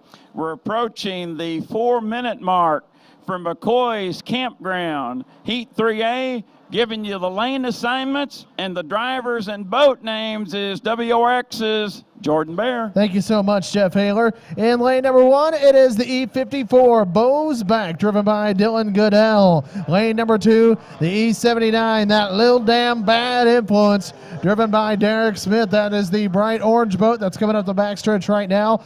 And in lane 3, a boat that we saw grab victory earlier today, it is the E242. Miss LDC Construction presents Diego's Mexican Grill, driven by Bobby King. We got a great fleet out here, Jeff. Some really, really fast boats. We got 3 minutes, 20 seconds until the start of Pro Light Heat 3A, presented by McCoy's Campground. You can see them, well, just right across the river from us. Should be a great one. We still have one more Pro Light Heat to come later today, so make sure you stay tuned for that. This has been incredible racing from the Pro Lights all weekend long, folks. You'll want to strap in and enjoy this race because Jeff Haler, they'll miss a great one. 2 minutes, 55 seconds until the start, 2:55 away. McCoy's Campground, Pro Light, Heat 3A. 3 set to go, all 3 are up and running. Dylan Goodell will be on the inside lane and Bows Back. Dylan hails from Allen Park, Michigan. On the inside, Derek Smith from Oswego, New York, and that Little Damn Bad Influence. And on the outside, out of Shelby Township, Michigan, will be Bobby King, and Miss LDC Construction presents Diego's Mexican Grill. We got the local sponsor, the Dam family, the Dam Theater. They're under the Dam tree. They want to win.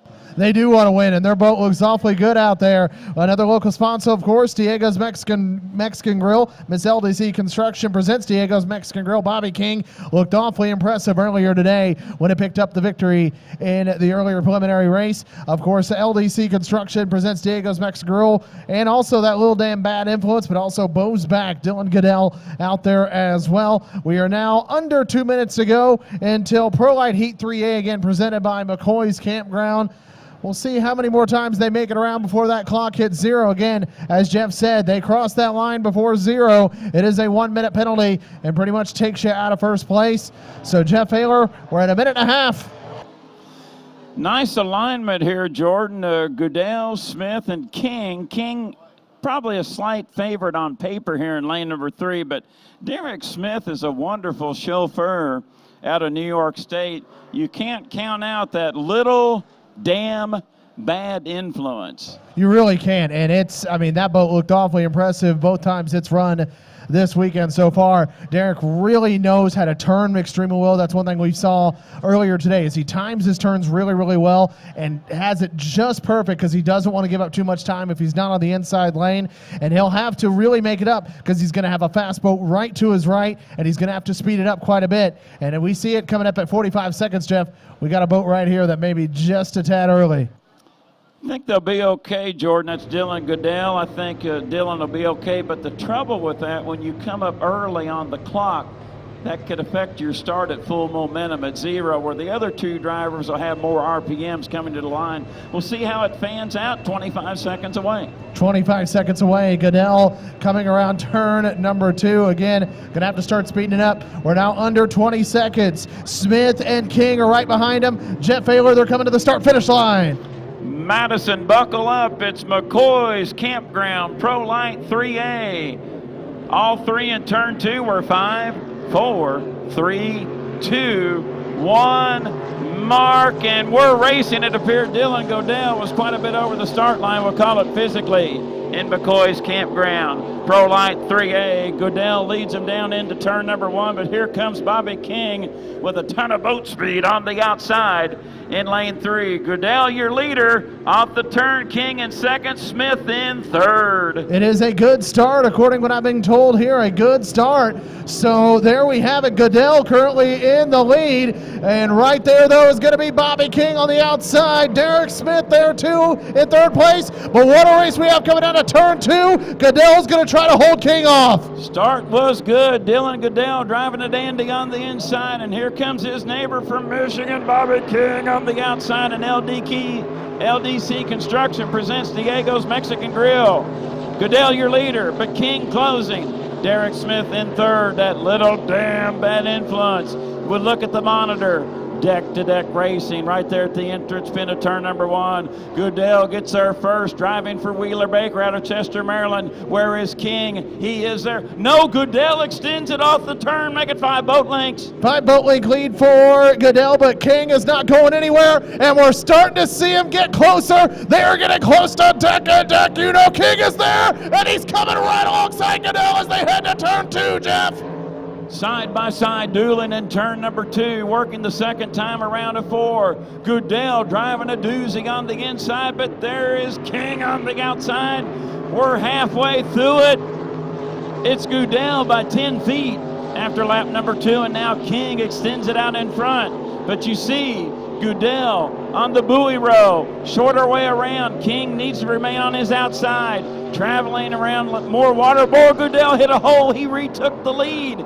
Goodell driving a super race, but there is King, deck-to-deck. Deck-to-deck, and now King is extending the lead about 5 boat lengths, and now has about a rooster tail lead over Goodell. King has come from behind to take the lead here, but again, Goodell has the shorter track around. Now Goodell's trying to cut into that lead. He's got the inside lane, Jeff, looking for the white flag. Boy, Goodell's got a charge in there in turn number 2. Aggressive driving, but clean. White flag is displayed. 3 down and 1 more to go. Anybody's boat race in McCoy's Campground. Pro Light 3A. Bobby King has his hands full in LDC Construction. Diego's Mexican Grill. Look at Goodell. He slams it in turn number 1. King with the lead, but Jordan, Goodell is not finished. Goodell's not going anywhere. He trails by about a rooster tail, but that is plenty of time left. Goodell trying to get something going. He's trying to catch up and going to have a great turn, but what a run by Bobby King as he is looking for that checkered flag. His second one of the day, but Goodell going to try to catch him, Jeff. Final turn, final lap, Goodell. King, Goodell, tighten it up. Time is running out. Here is King. Here is Goodell. Bobby King wins McCoy's Campground Pro Light 3A. LDC Construction presents Diego's Mexican Drill. Second place to Dylan Goodell, and Bo's back, and Derek Smith will cross to get the 3rd spot in that little influence. Madison Pro Light 3A. How you like that?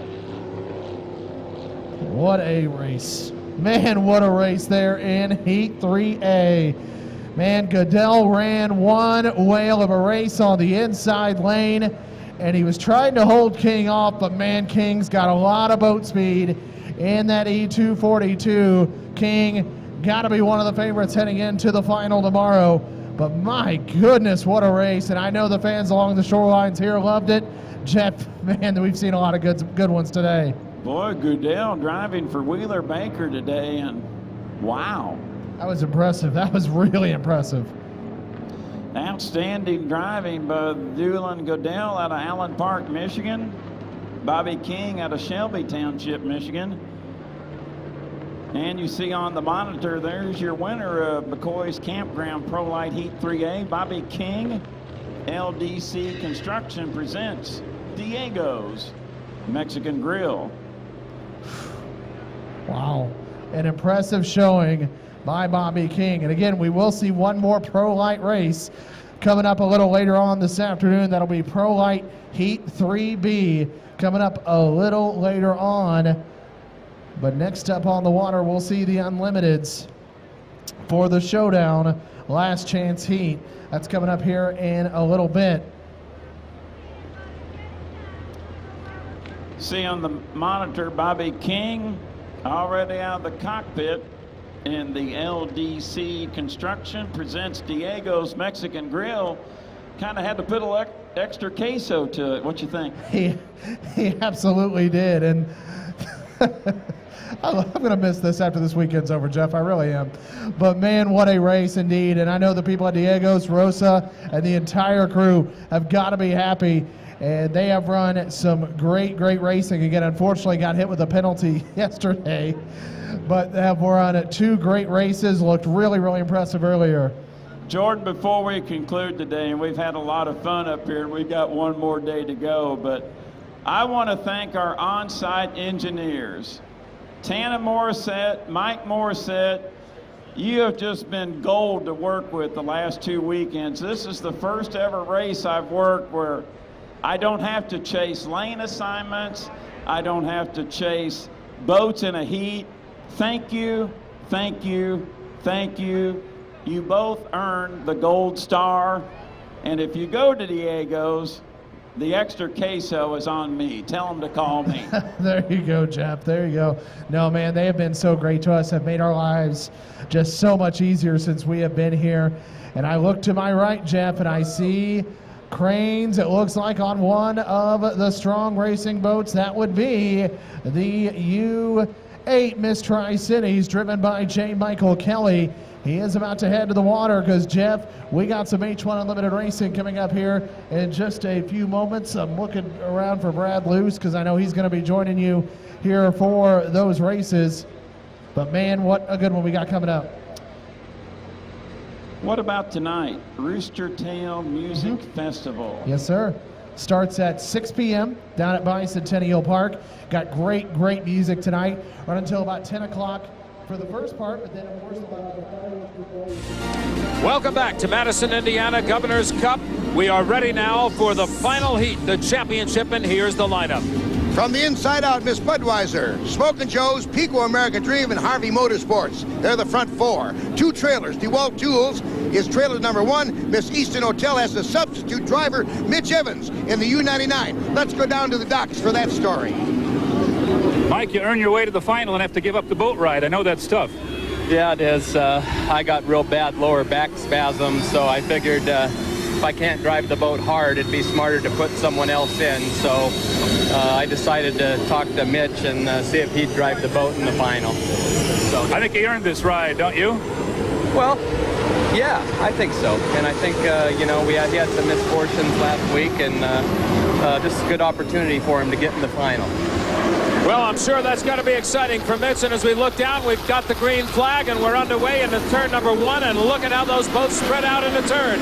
Miss Budweiser taking command right off the bat. There you see the AC Delco in boat cam of Mark Tate in the Smokin' Joe's. He's got boats on either side of him. The Pico American Dream to his right, and in the lead is the Miss Budweiser, the red boat. Boy, that's some driving skill. Whoa, and we got a heat going under that bridge now. Back down the chute for the end of lap number one. Look at them, all of them in there. Budweiser, the red one. The yellow one is Smokin' Joe's. On the outside, blue, Pico American Dream. Look at this race, Dick Triplett. One of the best races we've seen so far this year, and Miss Budweiser has now got a problem because Pico American Dream is coming up on the outside again, as is Smokin' Joe's. It is still the Miss Budweiser in the lead. Look at the boat on the right. That's the Pico American Dream, and there he goes into the lead. Bernie Little and his wife Jane down on the dock, the owner of the Miss Budweiser, trying to get a little more speed out of that boat from afar. And talking about speed, look at Pico American Dream in the far outside, and here comes Budweiser again. Smokin' Joe's is challenging now from second place, and the Budweiser coming up from third place. Nice bit of turning by Mark Evans, but in the straightaways, the Pico and the Smokin' Joe's seem to have more speed as we look down to DeWalt Tools. And it looked like he had a problem there. He may have cut inside of a buoy. He started to spin the back end out of it. You can see the water coming up over as we look inside the boat. He's got it back up on plane now, and that water's clear, and he can see his course again. And look what's happened here, Dick, off of corner number 4, coming down to complete lap 2.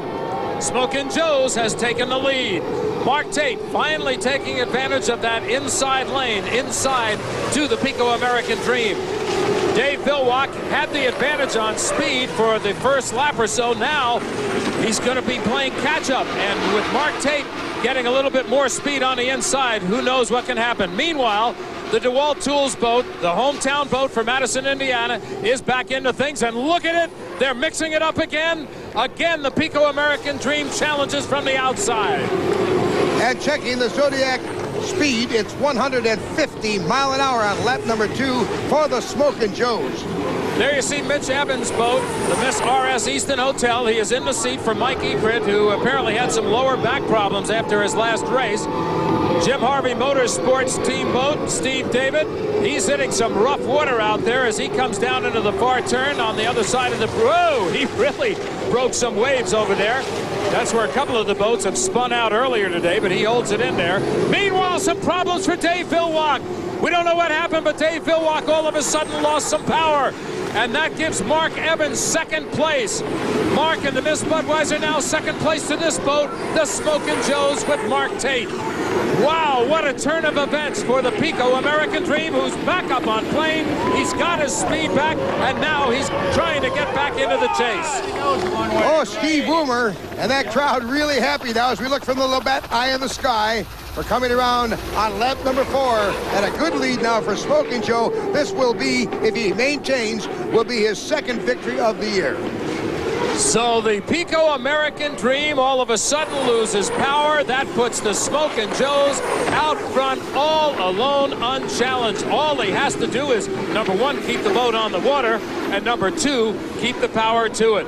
He can't let up at all. Mark Evans in the Miss Budweiser's in second place, and he is just about 1/4 of a lap behind him. And the checkered flag falls for the second time this year on Smokin' Joe after having won at Kansas City. He takes the Budweiser Indiana Governor's Cup and a happy crew on the docks. Happy is right. High fives all the way around. No question about it. This is a moment the Smokin' Joe's crew enjoys.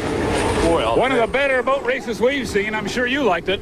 I've never seen the first 2 laps of a final like that in my life. Boy, how exciting that was. Your team is just real strong right now. Well, Smokin' Joe, I'll tell you, we're just tickled to be in a group like this, to have that kind of competition. This sport's got competition like it's never had before. Boy, we're happy to win her. A good one. A great one. We will have the finishing order, and we'll talk to the winner in just a moment. Today's unlimited hydroplane coverage at the Budweiser Indiana Governor's Cup has been sponsored by Las Vegas, open 24 hours. What a final race that was. And the Fruit of the Loom scoreboard's final results: Smokin' Joe's the winner, Miss Budweiser second, Pico American Dream, and there's the rest of your. Every race site is so different. You know, of course, the Bill Muncie Cup out in San Diego, always such a great event out there. The weather's always beautiful out there. And, you know, Brad, we were talking about this earlier. So another one of my questions this week was, where did the race happen? The only time a trailer boat has won the race. Well, I think we know that one happened on San Diego's Mission Bay. Mr. Hansen was behind the wheel, and he is here this weekend. 1989. I was there. Wow. The Texaco Star Mark Cup. My friend Dave Taylor behind me was on the public address system that year. 1993, Mike Hansen, Kellogg's Frosted Flakes. See? Oh, what am I thinking? 89 was the double flip? 88. Okay, we're done with years. We're done. I have a hard time talking the 80s and 90s. Now, you go back to 50s and the 60s, I can talk for days. Honestly, that is the truth. And as we were going through the 80s and the 90s, I couldn't tell you who won the Gold Cup a couple of years ago, but you go back to the 54 race, the 55 race, 56, I could talk for hours. What humorous anecdote about that was 2015. Jeff and I are calling a race out at Lake Spanaway out in Region 10 out in the Pacific Northwest, and I relayed that story. This was 2015, mind you, and I made that comment. I said, you know, I can't tell you who.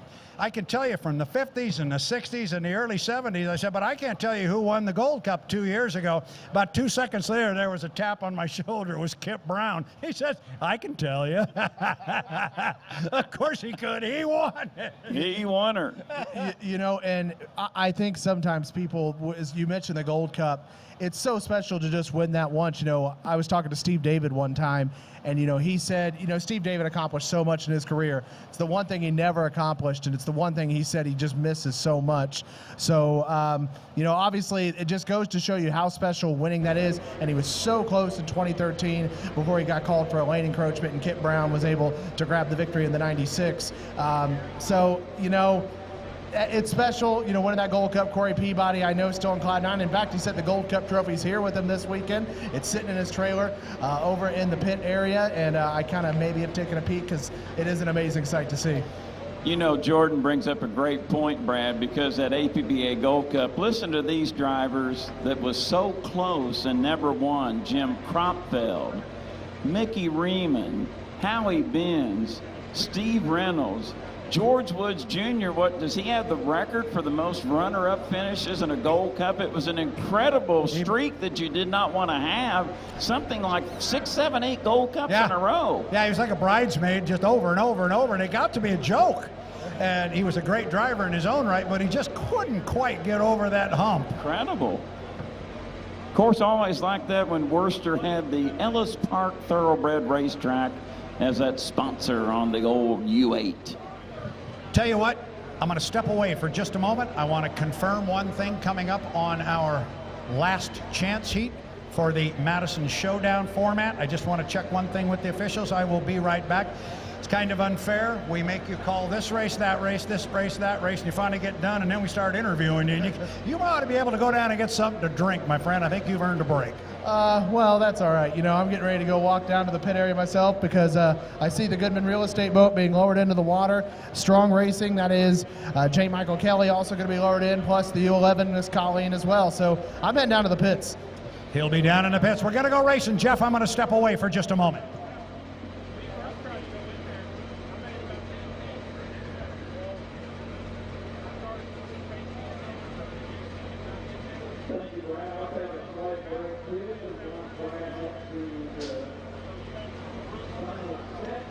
Now, that just cost him the race. As long as the Home Street Bank boat keeps the boat in the water. Now, what happened with Cal, he was down in his... Early. Now, Cal is maybe going to get them. These guys, they already got a warning. They can't slow down again. Cal's going to come through wide open in lane 3. If he nails this start and gets 7 boat lengths, he can dive to the inside at the first turn. It's tough. He's got to hold back. Again, these guys can't slow down again. We got Kelly on the inside, Shane and Phipps. That's how it goes. There's going to be some jumps. There's going to be some jumps. I don't know. It might be good as they go to that turn. Boy, oh boy. Let's see what's going to come out. The nerves right now. Let's watch this in the... If Cal doesn't get it, it's because he didn't take advantage of that opportunity up by the bridge. Oh, and it's J. Michael Kelly. J. Michael Kelly in lane 1. On the outside, 27 on the outside. The Home Street Bank is in the middle. Home Street Bank, U1, Jimmy Shane's in the middle. Coming up on the inside. We got 3 boats going. Look at the race. J. Michael Kelly is in second place. Right now it's Cal. Home Street Bank's using his top end. Right down, look at it. Sponson. He's bouncing. You're running into a lot of air down the back straightaway. A lot of air. We got it. Now, Home Street's got to leave room for the 5.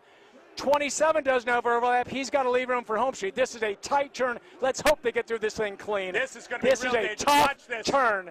They got to stay clean. These guys are pros. Stay clean. Stay clean. Oh, no. Home Street just went wide.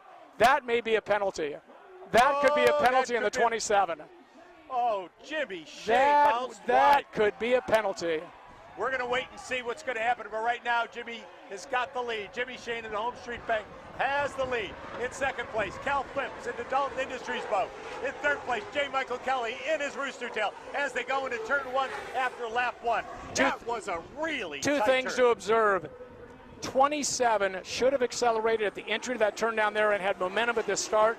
He could be in the lead right now. Jimmy came out wide down there and may have taken a lane away from another boat. And at this point now, Cal Phipps has dropped into third place. It's J. Michael Kelly has taken over second place. So depending on what's happening, Jimmy Shane's got the lead. But if there's a penalty, second or third could end up being the guys that are going to win this race. So we got Jimmy Shane in the lead, J. Michael Kelly in second place, Cal Phipps in third, and he's in the Rooster Tail. Brian Perkins is in fourth place right now in the Payne West boat. But take a look as they're going into turn 3 down the back straight. Jimmy Shane has the lead. On the inside is J. Michael Kelly. He's cutting it really tight. He is not giving up. Not giving up. J. Michael Kelly is really pushing it right there. Now, Phipps is way on the outside. Shane's in control of the course, and he might start moving in a little bit if he believes he's got overlap on the 5. But what he's got to do, he's got to protect the outside from 27. He also wants to watch out for the 5, so he's in control of the course. It looks like we're losing a fairing on the 5. He must have taken some water in a turn. The 5's losing the right side fairing. When that goes, the rear wing goes. If you remember Seattle Washington last year, if your rear ring goes, you start falling heavy in your spots and you bleed off speed. Okay, and there it is. Jimmy Shane is starting to take that lead a little bit longer. But J. Michael Kelly is doing driving his heart job. What a job he's doing racing that boat. There might be a call in this race because you don't lose a fairing unless you eat a rooster tail. But if he loses that rear wing, his ride goes away, he's going to lose speed, and the 27 will pass him. Right now, Shane is in good position. Look at what's going on. Cal Phipps is right behind him. Right behind him. And if the rear wing comes off of the number 5, just like starting to happen now, 27's passing him. No, it is. Oh, almost a blowover. Almost a blowover. As I said, when you're going to that bridge turn with 20-mile-an-hour winds, it's easy to lose it. Cal Phipps got Cal by him, Phipps. and Jay Michael tried to stay up with him. He got water, he got air under there, and He saved that boat, man. He got on the canard, got it back down. That was as close to a blowover as you're going to get. That boat was way up Now, there. 27's going to probably start moving to the inside to saw off the 5 to make sure he doesn't give him that again. Notice how Cal is moving more to the infield, so the 5's got nowhere to go. Shane clearly out front, waiting to hear if there was any call.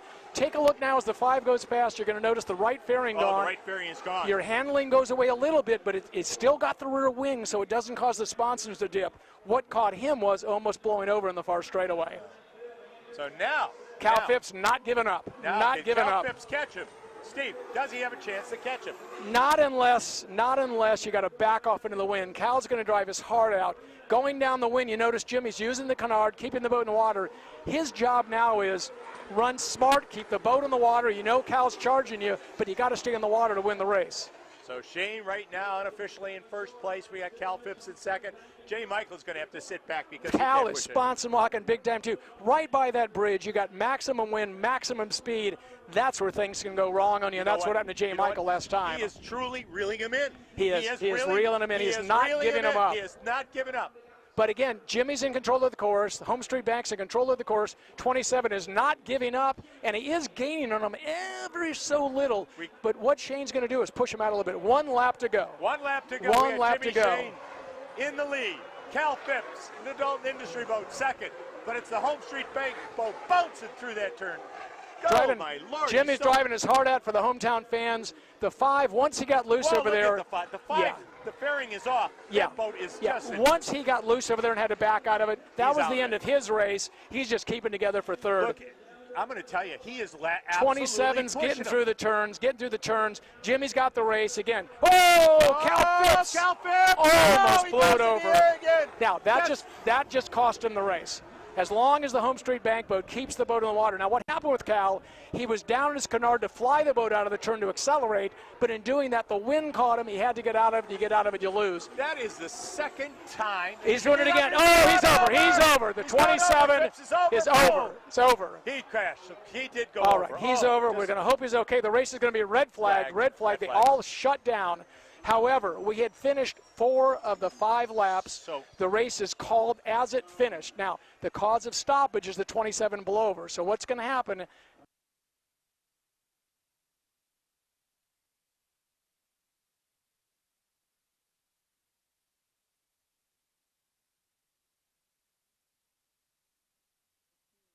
fight for lanes, only 2 laps. And Brad, even though we talk about lane number 1, in Madison, it's the longest straightaways, tightest turns in H1 Unlimited.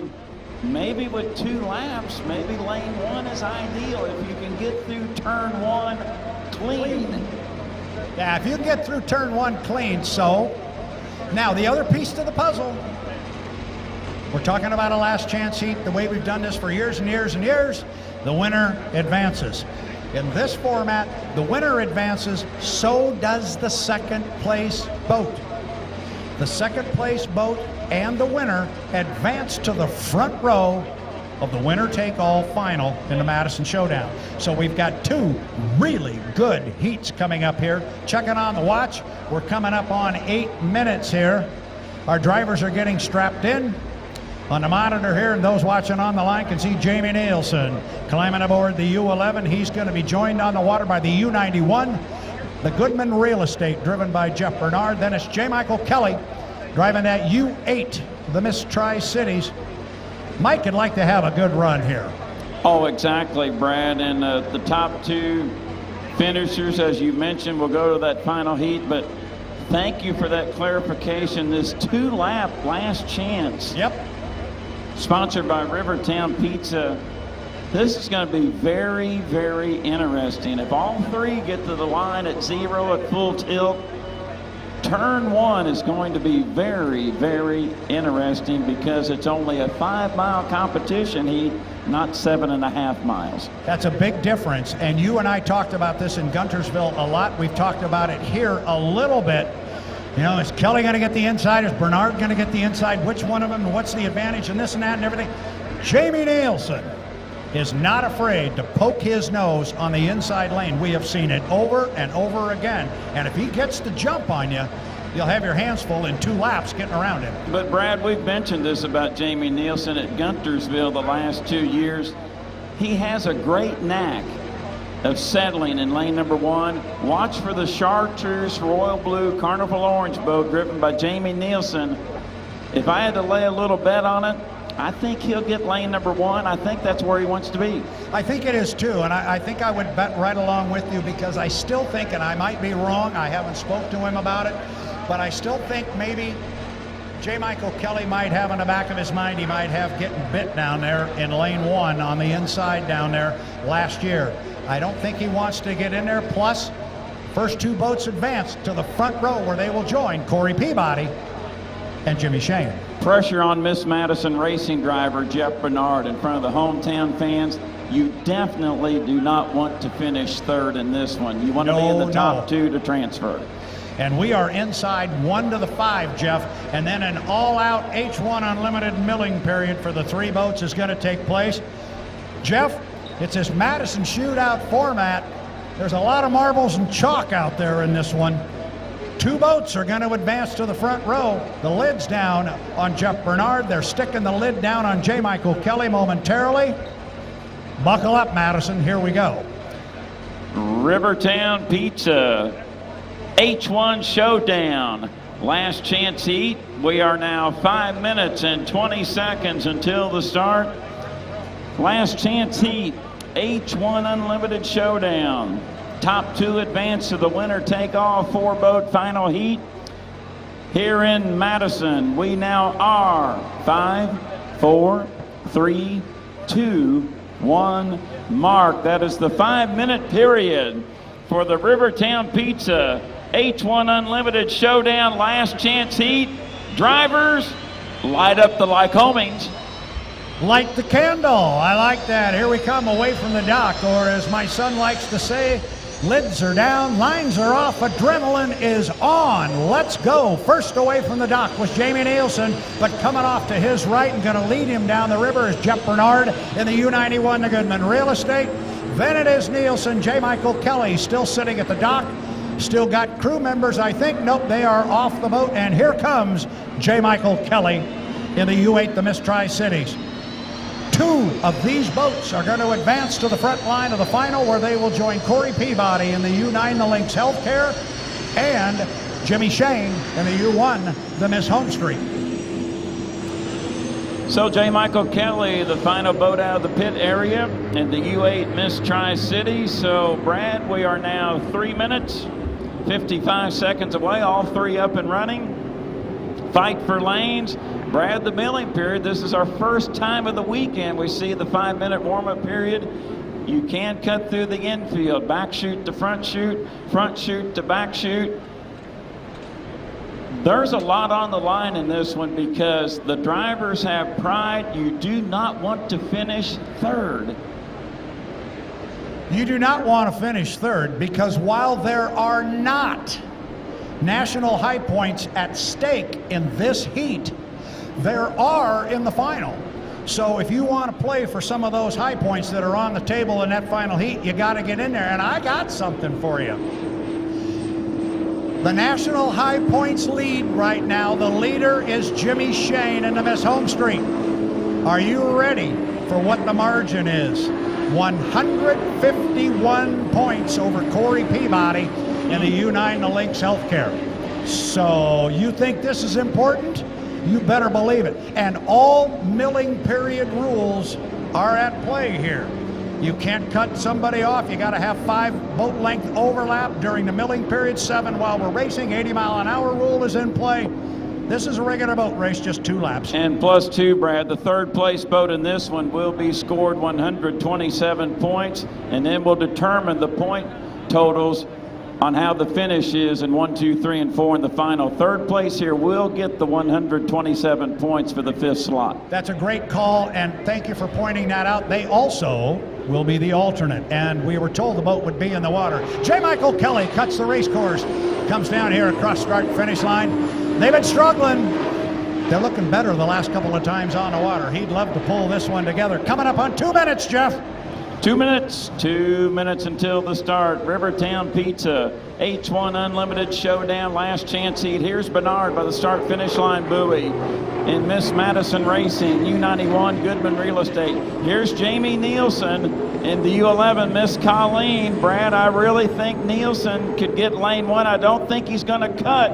He's going to go all the way down. Now here comes Kelly. Now Brad, will he cut past the start-finish line buoy or go all the way down? I think he's got to go all the way down. I think he's too early to cut the course again. He could go now if he wanted, but I think he's too early. There he goes.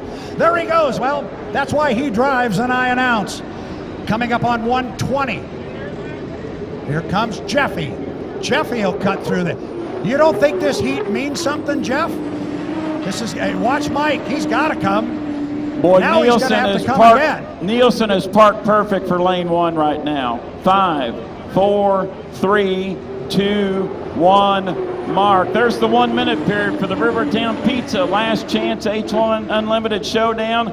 Brad Nielsen in perfect position for lane 1, followed by Bernard and Kelly. Take him up to the bridge. All right, it's going to be Jamie Nielsen. We talked about him potentially putting that thing in lane number 1. That is what he has done. Coming up on 40 seconds right now. He is underneath the Milton Madison Bridge. He's a little bit early, but he'll continue to scruff off some speed. Remember, the 80-mile-an-hour rule is in play here. Jeff Bernard's going to be in lane number 2. The boat on the outside is going to be J. Michael Kelly. Coming up on 25 seconds until the start. Nielsen in 1, Bernard in 2. Kelly's going to be on the outside. Jeff Ayler, start our last chance heat. Everybody just a touch early. We are now at 12 seconds. They're at the bridge. This should be an ideal start. Kelly should have the most momentum on the outside. We are 5, 4, 3, 2, 1. Mark, we're racing the Rivertown Pizza H1 Unlimited last chance heat. Kelly across the line first. 3 unlimited hydroplanes into turn number 1. Kelly, your leader on the outside. Bernard in second. Nielsen tightening things up on the inside, and we got a triple-decker. Coming off the exit pin, it's Kelly on the outside, got about 5 boat lengths on Bernard. Bernard's got a boat length on Nielsen on the inside. It is a good start. They are legal. Remember, race fans, we're only going around 2 times. This is for a shot at being on the front row of our winner-take-all final coming up later today. Look at Nielsen trying to gobble up Bernard. Some of that's the angle, some of it's Nielsen having a lot of boat speed. The race is back there for second. Kelly's out by about 8 boat lengths, Jeff. Boy, it was tight in turn number 2. Nielsen struggled to get through there. We'll come down to get the white flag. Rivertown Pizza, H1 Unlimited Showdown, last chance heat. J. Michael Kelly comfortably in front. And Miss Tri-Cities, 1 complete, 1 to go. Jeff Bernard trying to transfer in second. And U91 Goodman Real Estate. Jamie Nielsen in third. And Miss Colleen. Kelly in front. Brad, I want to watch the monitor with Bernard in front of Nielsen. Kelly clearly in front of Bernard, went through the wake in second. Nielsen could tighten up, and now Nielsen hitting rough water in third. Yeah, it got really soupy down there. Both Bernard got into some slop, and so did Nielsen. Nielsen has moved to the outside to find clean water, but he is way back of Jeff Bernard. Meanwhile, with a 2+ rooster tail lead is J. Michael Kelly, driving the U8, the Miss Tri-Cities, for Darrell and Vanessa Strong. If he can negotiate the top end of the race course, he will be on the front row of the final. He'll join teammate Corey Peabody and Jimmy Shane. Bernard's right behind him. He wants the same thing, Jeff. Bring him down. Final turn, final lap. We look up above. Checkered flag is displayed. J. Michael Kelly sees it. Here's your winner, the Rivertown Pizza. Last chance heat in the H1 Unlimited Showdown. J. Michael Kelly and Miss Tri-Cities. Jeff Bernard will transfer to the final heat. Second place in U91 Goodman Real Estate. Campaign by Miss Madison Racing. Jamie Nielsen had the lane he wanted. Tough maneuvering on the inside lane in rough water. Third place to Jamie Nielsen and Miss Colleen, but Brad Luce, unofficial until inspection is completed. Yes, it's all unofficial. However, let's just go under the assumption that it is. About this showdown format coming up here in about an hour and a half, you're going to have Jimmy Shane in the home street, Corey Peabody in the Lynx Healthcare, J. Michael Kelly in the Miss Tri-Cities, and Jeff Bernard in the Goodman Real Estate. That sounds like a good final heat to me. Oh, exactly, Brad. And Madison showdown format, last chance, 3 boats, 2 laps, and Brad, I liked it. I like it a lot as well. I'm putting the cheaters on here to take a look, make sure we've got everything. They are saying on the rules, the final heat will be 3 laps. It's a 3-lap final with a 5-minute gun.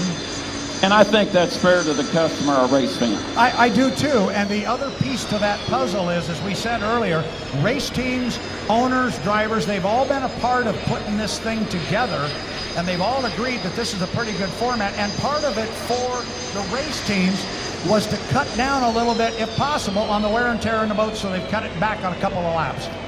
One thing I want to point out, Brad, and this is just me speculating, but the drone shot entering turn number 2, the bridge turn on lap number 1, J. Mike was in lane number 3, and boy, the lanes were pretty tight to the inside there. I think there was enough room, but boy, it was a little bit of pinching activity going on, but that's just on my part. And that can happen, and that's why we say everything is unofficial. Jeff, I'm going to step away and see if I can't get some official results.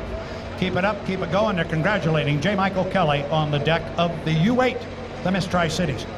Thank you, Brad Luce. Jordan Bear will have our unofficial winning driver of the Rivertown Pizza H1 Unlimited last chance heat showdown format here at the 2022 Madison Regatta.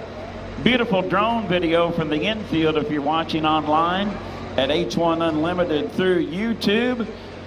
J. Michael Kelly, the helmet is coming off, putting on the strong racing hat. Our H1 video team is on site. And Jordan Bear, you have our winning driver, J. Michael Kelly. Take it away. Thank you very much, Jeff Ayler, Brad Luce. We have the unofficial winner of the last chance shootout heat, J. Michael Kelly.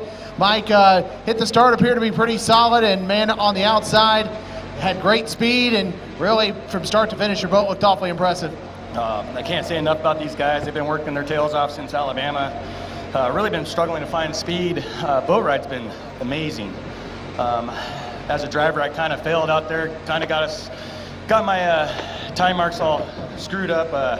Luckily, I was able to pull it together, and not where I wanted to be, but it worked out. Maybe it was better. But overall, just really happy for the strong racing team and all my 8 guys. Just, you know, the hard work's paying off, and you know, we got to go in the truck, see you know, how everything worked out, but you know, they're not going to quit, and I'm going to continue to do my best to make them proud.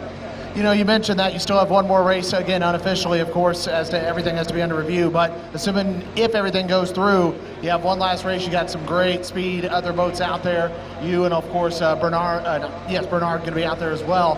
What's your plan going into this final heat? Survive. You know, they've got some fast boats, and really anybody can win. Home Street's really shown that they're probably the fastest ones here, but we're all working harder. My teammate Corey in the 9, they're getting faster each time out, and you know, it really felt like I had a really good boat under me that heat. So hopefully we'll have something for the rest of these guys, and one of the strong racing boats will be up front.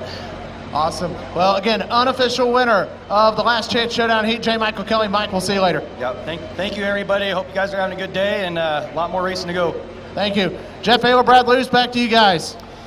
Thank you, Jordan Bear, with J. Michael Kelly, 2-time winner here in Madison in 2014 and 2015. Looking to win the showdown final heat later in the Mick Barron Memorial. And also, too, looking for his 3rd Indiana Governor's Cup tomorrow afternoon. Driving for Darrell and Vanessa Strong in the Miss Tri-Cities. Up next on our race card will be the McCoy's Campground Pro Light Heat 3B, and the Mick Barron Memorial H1 Showdown winner take-all final heat set to go at 5 o'clock here in Madison. Once again, the Rooster Tail Music Festival will begin at 6 o'clock this evening. At 10 p.m., the traditional 4th of July weekend fireworks show at the Madison Regatta. When the fireworks show concludes, the showstopper tonight at the Rooster Tail Music Festival is Joe D. Messina, and Joe D. Messina will start performing after the end of the fireworks show. Brad Luce, you're back with me. Jordan had a great interview with J. Michael Kelly. Pro Light 3B up next, and then followed by that Mick Barron Memorial winner take-all showdown final heat. That's at 5 o'clock. Clock start, 5-minute gun, fight for lanes, 3 laps.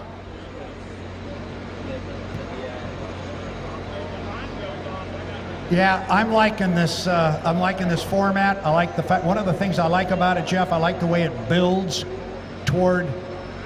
I mean, we get something big at the end of the day. We get to crown a champion, and it builds toward crowning the champion.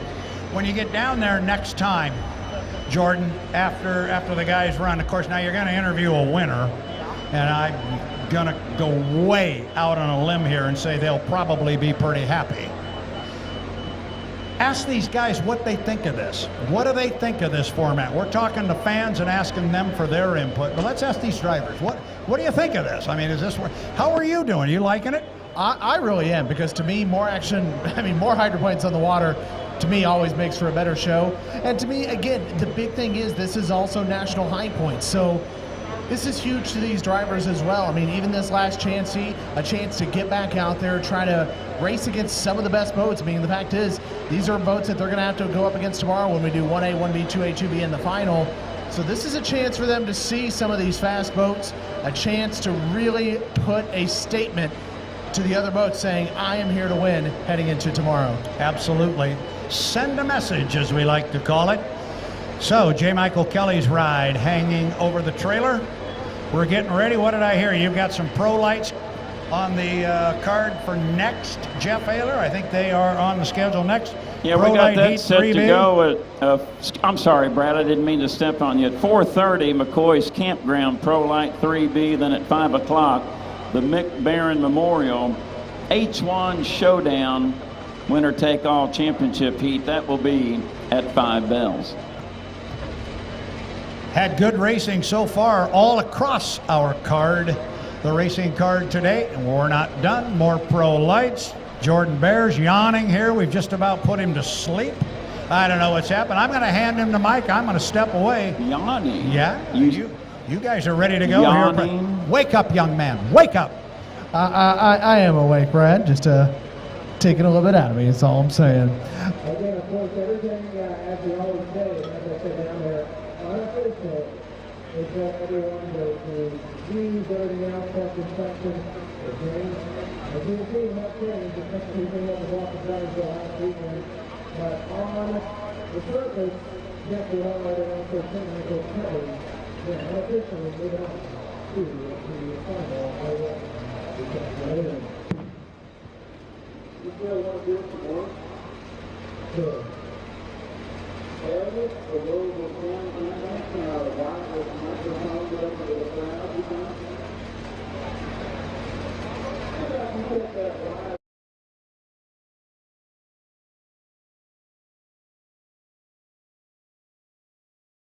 Miller High Life has not started, so the U2, oh boy, Alberto is in the race. As they come down for the final time in this race, they're flying high. It's Budweiser on the outside, going to hit the line right on the money with Tommy D.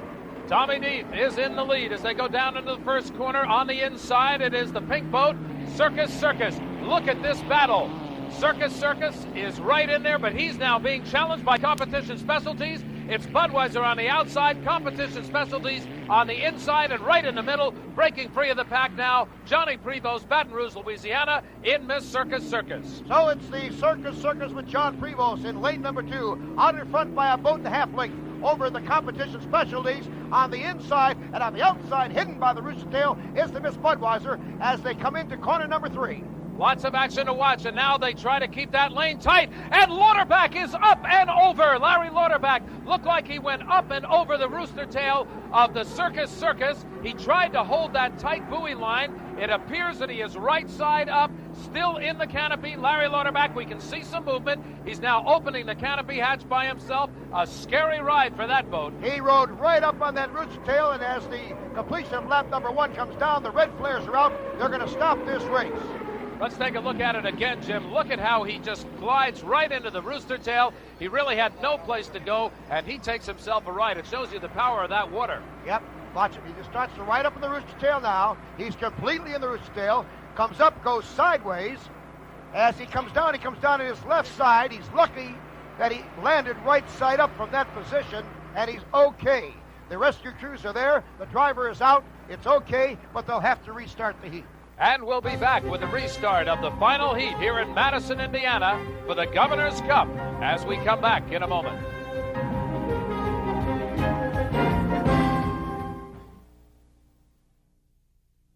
The driver of this boat, the competition specialties, Larry Lauterbach, has been brought back by the patrol boat. Dick Crippen is with him now. Dick? My main concern today in the final heat was getting through that first turn, and I told all the guys that, that we're racing. I said, look, there's 5 fast serving boats out there. Let's get through that first turn in good shape and go racing. Well, we all did. Get to the second turn, and Johnny just left me a very narrow lane down there. And the way the Madison, of course, is set up with the tight turns, you can't hold these boats in one lane, Dick. You gotta use a lane and a half, sometimes maybe 2 lanes. And he left me one narrow lane. And when I went in there on the inside, I hit a little roller and, of course, then skipped in along a couple, and boom, I grabbed his Rooster Tail and went over. Thank God he landed on his bottom. I just wish Johnny wouldn't do that, It's uncalled for. These guys, we're going too damn fast. You got to give each other a little courtesy out there. And then, that's racing. I know that, but still, I wouldn't do it to him. So the final field now, the restart, and Dick Crippen, the Miller High Life with Chip Hanauer, is back in the hunt. That boat did not cause the stoppage of the first start of this race, so they are allowing the Miller High Life back into the field. He is in lane number 1 right now as they come down for the restart.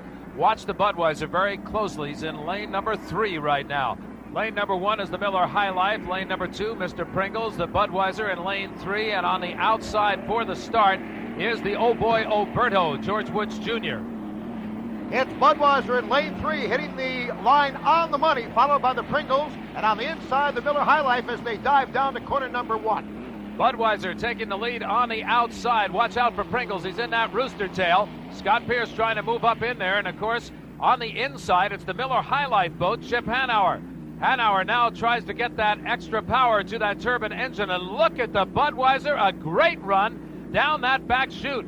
Tommy Deeth out of Fairhaven, Michigan, and boy, he's got himself a tiger by the tail, and he's going for a ride. As he comes under the Ohio River Bridge into corner number 3, bounces a little bit. Looks like his bow is now a little lower than it was the last heat. Did they bring it back down, I wonder? They might possibly have done that because all day long they've been having a little bit of problem out of corner number 2. Look at him as he comes out. Miller High Life tries to close him on the inside. Not quite enough power. Chip Hanauer still trying to find a little bit more to catch the Budweiser. Now the Budweiser's getting a little lighter as he comes down the front straightaway. Tommy Deeth doing a great job of driving. Don't count out Mr. Pringles. He got a little bit high. Budweiser did that time. Pringles is trying to move up on the outside. 135.9 and lap number 1 for the Budweiser as he goes into corner number 2 and the start of lap number 2. A good shot there of the Miss Budweiser. Now let's see if we see that bounce. There it is, just a little bit of a bounce as he comes out of corner number 2. A good ride for Tommy Deeth. Still back in second place, and you can see the distance separating them now, and it's a good bit of distance. Miller High Life is back in second. A 12-boat length lead at this point on the back chute of lap number 2, but there has been an inquiry. There may be a penalty coming up. We'll wait to get the official word. This boat might be involved. Well, the Miss Budweiser right now is your leader, and Tommy Deeth has not put it in cruise control yet. He's still reeling off some very powerful laps. Here's a bit of a story. The Miss Circus Circus back in 4th place, Johnny Prevost. He had been running right up in the front of the pack all day long. All of a sudden, he can't find the power. Boy, did they call that boat racing or not. He didn't find the start. He's about 25 seconds late at the start, so something happened in the 1 minute gun period. Here comes the completion of lap number 2, and the Miller High Life has picked up some speed. Here the Budweiser, lap number 2, 130.9, but the Miller High Life, 134.5. And you can see him on the outside as they went into the turn. Let's see if he can even it up coming out. Budweiser on the inside, Miller High Life on the outside. Chip Hanauer trying to close it down. He's closing in on him. Deeth has now punched the power to it again. Now this is where the Miller High Life had a problem on the earlier lap. Let's see if he can compensate for it this time and come out with a little more power and continue to close down the Miss Budweiser. This is really becoming a drag race between these two boats. 4 miles an hour faster for the number 2 boat over the number 1 boat, who seems to be slowing down. Miller High Life looking like he is now going to come up on the outside. It looks like 1, but it's actually 2. There's the Miller High Life on the outside. Chip Hanauer going now to try to take the lead away. As you can see, there's going to be a little traffic on the course as they start lapping the back of the field. On the inside to the right of your screen, it is the red and white Budweiser boat. On the outside, a little bit behind him in 2nd place, now switching his lane, getting into the rooster tail of the Circus Circus boat. That is none other than Chip Hanauer in the Miller High Life, and he takes the lead. It looked like Budweiser went down a little bit on its plane. Right now we're getting word that the Budweiser is going to get an extra penalty lap. So no matter, the Miller High Life is now leading this race with less than 3 laps to go. Miller High Life, a great job of driving by Chip Hanauer, who qualified at better than 145 miles an hour on this tight course on the Ohio River. He now has the lead. He has been keeping high speed since the start. And don't forget, he wasn't even supposed to be in here, because had they gone with the original start, had the accident with competition specialties not happened, Chip Hanauer had not gotten any power to the engine. He was dead in the water watching him start. But on the restart, because he was not the cause of the first start being stopped, Chip Hanauer was allowed to come back in. Sure. And right now he's got the green flag with 1 more lap to go. Budweiser currently shows 2nd on our screen, but he has been penalized an extra lap. That'll move the Mr. Pringles up to 2nd. So Scott Pierce continues his hunt for the national high points, back in 3rd place as the pack is running. But as we say, the boat in between, 2nd place in the pack, is now down a lap, and that is none other than the Miss Budweiser with Tommy DeEath. Here is your lead boat right now, a comfortable ride for Chip Hanauer. This would be a great comeback for him in this race. He's looking for his 3rd consecutive victory of 1988. He won the Detroit race in the Miller High Life, the Gold Cup in the Circus Circus, and now leading with a half a lap to go for the Miller High Life with Chip Hanauer. And don't forget, he got no points at all for his attempts down in Miami in the first race of the year. So it has been the comeback trail, and a good one for Chip Hanauer. We watch him, all eyes on him as he comes around the final turns. He can see the checkered flag as it's being positioned high atop the start-finish line. Chip Hanauer now, as the other boats are getting the green flag, he's coming under the bridge. Watch him closely. Watch him. He's lost the rooster tail. Chip Hanauer has lost power. Here's the Budweiser coming right up behind him, but that's a lap down boat. Chip Hanauer has about half a lap to get that boat restarted to still take a 1st place. Pringles is on the backstretch. He's only about 500 yards from the checker flag. This boat, Miss Budweiser, penalized an extra lap, is really in about 4th place. But eyes are now on Scotty Pierce and Mr. Pringles. He's going to win. He's going to take the checker flag. What a great day for Scott Pierce in the rainbow-colored Jip Presents Mr. Pringles. What a sad day for Chip Hanauer, who thought he had it all. Some 500 yards from the finish line, and he sits dead in the water after leading this race, taking over the lead position. Here's your winner coming back to the docks, Scott Pierce, Mr. Pringles. And what a turn of events for owner Bill Wooster, hugging the driver's wife, Jan Pierce.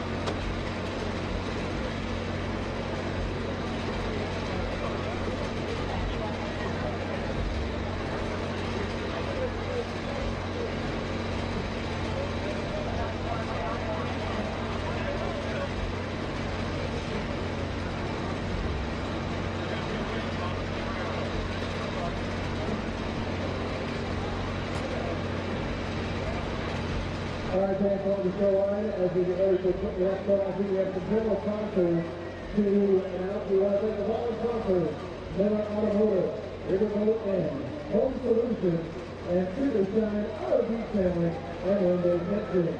Thank you so much for your support of the 2022 Madison Rebound.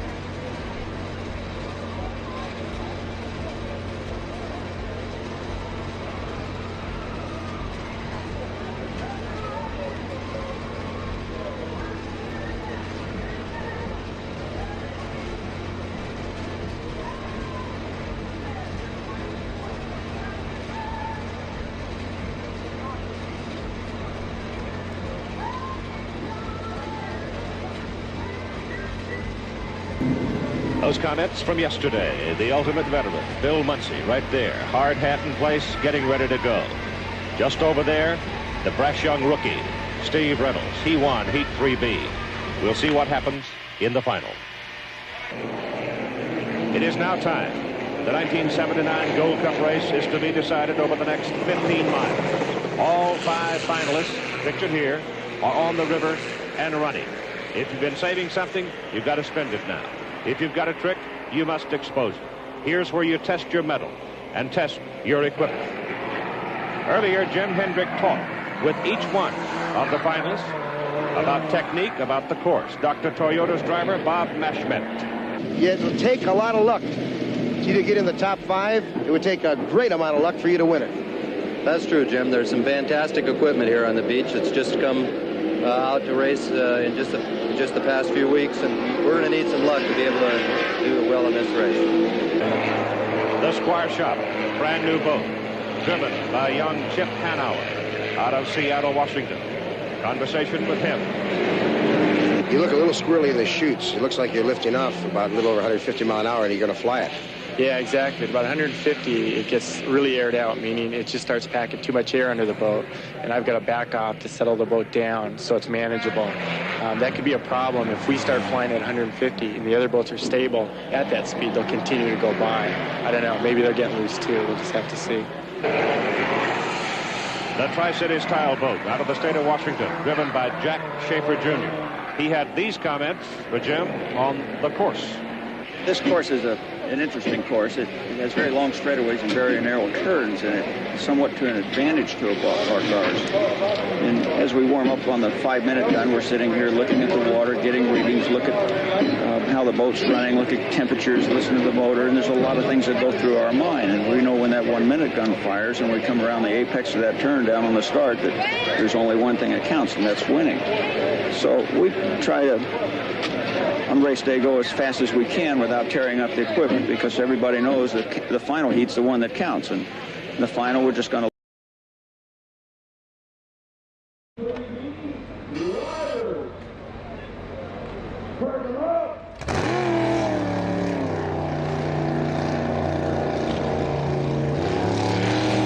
Gary Shalvin out first in the Fly Boy, followed by Steve Huff in the dominant orange.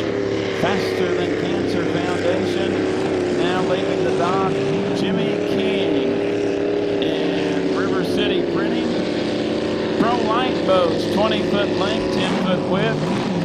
400 horsepower created by a stock 350 cubic inch Chevrolet engine. Racing trim with the pilot inside and fuel, 1,500 pounds. Chute speeds here in Madison will reach up to 115 miles per hour. Very competitive stock division class in the American Powerboat Association. Assigned lanes, 4-lap heats. If you jump the gun, it's a 1-minute penalty on elapsed time. We are now 3 minutes and 50 seconds until the start. To give your lane assignments, the DuPont Hornet, Jordan Bear. Thank you so much, Jeff Ayler. Hilltopper, actually, but that's okay. In lane 1, we will have the E2 River City Printing, driven by Jimmy King. Lane number 2, it is the E5, the Flyboy, driven by Gary Shalfett. And in lane number 3, we have the E98 Faster Than Cancer Foundation, driven by Mr. Steve Huff. This should be one whale of a race. We've seen great racing already. Our final Pro Light heat of the day, as it appears right there, that is Mr. Shalfett coming across the start-finish line. There you see Jimmy King, whose son just won Heat 3A. So we'll see if Jimmy King can also bring home his second win of the day, Jeff. 3 minutes. 3 minutes until the start. All 3 drivers kind of keen on each other down in turn number 1 here in the warm-up period. As I mentioned earlier, assigned lanes, clock start. Drivers, Jordan, trying to get to that right spot. When you hit that throttle at point A, you want to be at point B, which is at the start-finish line buoy at 0, full tilt, full throttle, just a tick behind that start-finish line buoy, because you don't want a 1-minute penalty. It's the last elimination heat of the weekend for the Pro Lights, because points are important. You want to transfer to the final, and the more points you got, the better lane selection you get in the winner-take-all championship. Absolutely, and that's why it's so important, not only just to make sure you're trying to hit the start correctly and right on time, but also finish the race. Finishing a race is so important for points. And again, we had gun jumpers yesterday in one of the races, and we saw Shalfin actually grab the victory in the Flyboy and those are huge there. And Shalford not great on power right now. We'll see if he's kind of just maybe trying to maneuver his way a little bit, but we're at minute 50 to go, Jeff. Beautiful shot of the fly boy for our viewers watching online at H1 Unlimited through YouTube. We're now 1 minute and 40 seconds until the start. Pro Light Heat 3B brought to you by McCoy's Campground. And Jordan, we thank McCoy's Campground for being on board once again this year with our heat sponsors. And you can see McCoy's Campground right across the river in Milton, Kentucky. Nice contingent of fans in Trimble County. Well, it really is. And, you know, every year, I remember as a kid, I would always just look over there and be like, I wonder what it's like to kind of see something like that over there. But you know what? There's no other place I'd rather watch it than here in Madison as we are getting ready for our last Pro Light heat of the day. 1 minute, Jeff. 1 minute. As you heard Jordan mention, now we're under 1 minute. Pro Light Heat 3B, McCoy's Campground, the sponsor here on this Saturday afternoon in Madison, Indiana for the 2022 Madison Regatta. Friday was great. Saturday has been great. Mother Nature has cooperated with the regatta in 2022. Jordan, bring them up into turn 2. Yes, sir, Jeff Ayler, and I'm looking there, and that is the Faster Than Cancer Foundation. Man, he is awfully early right there. Now you're starting to see the boat slow down, and it looks like Jimmy King again on the inside, Shalford to his right. Again, Huff here, Jeff, they're coming down. 12 seconds away, all 3 boats up in turn number 2. King could have a great start on the buoy row in River City Printing. 5, 4, 3, 2, 1. Mark, we'll call it physically. We're racing in McCoy's Campground. Pro Light, Heat 3B. Huff was across first. The start is under review. Jimmy King leads him down into turn number 1, lane number 1, River City Printing. And Jordan Bear, if Jimmy King was legal at the start, he will be tough to handle in front on the buoy row. Jimmy King looks awfully impressive. He hit that start perfectly, man. He is riding that buoy lane, and it's almost just like a parade right there. King way out in front. Second place on Huff is there, but Shalford is there in third, and it looks like the 98 jumped the gun, Jeff. A 1 minute penalty issued to Steve Huff. Thank you, Jordan. So Jimmy King is your leader in the E2 River City Printing.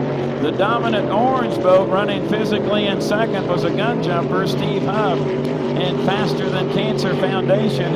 Here's actually your second place boat, the blue and yellow Flyboy, driven by Gary Shalvin out of Jackson, Michigan. Jimmy King exits the turn, and Jordan, it's a Saturday afternoon ride in front.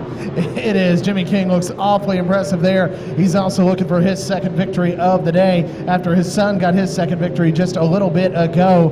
But King looks awfully impressive, has probably a 3 or 4 rooster tail lead on Huff physically. Again, Huff is a gun jumper, so physically he is in second, but the second place driver right now, Shalford, as they come around for another lap.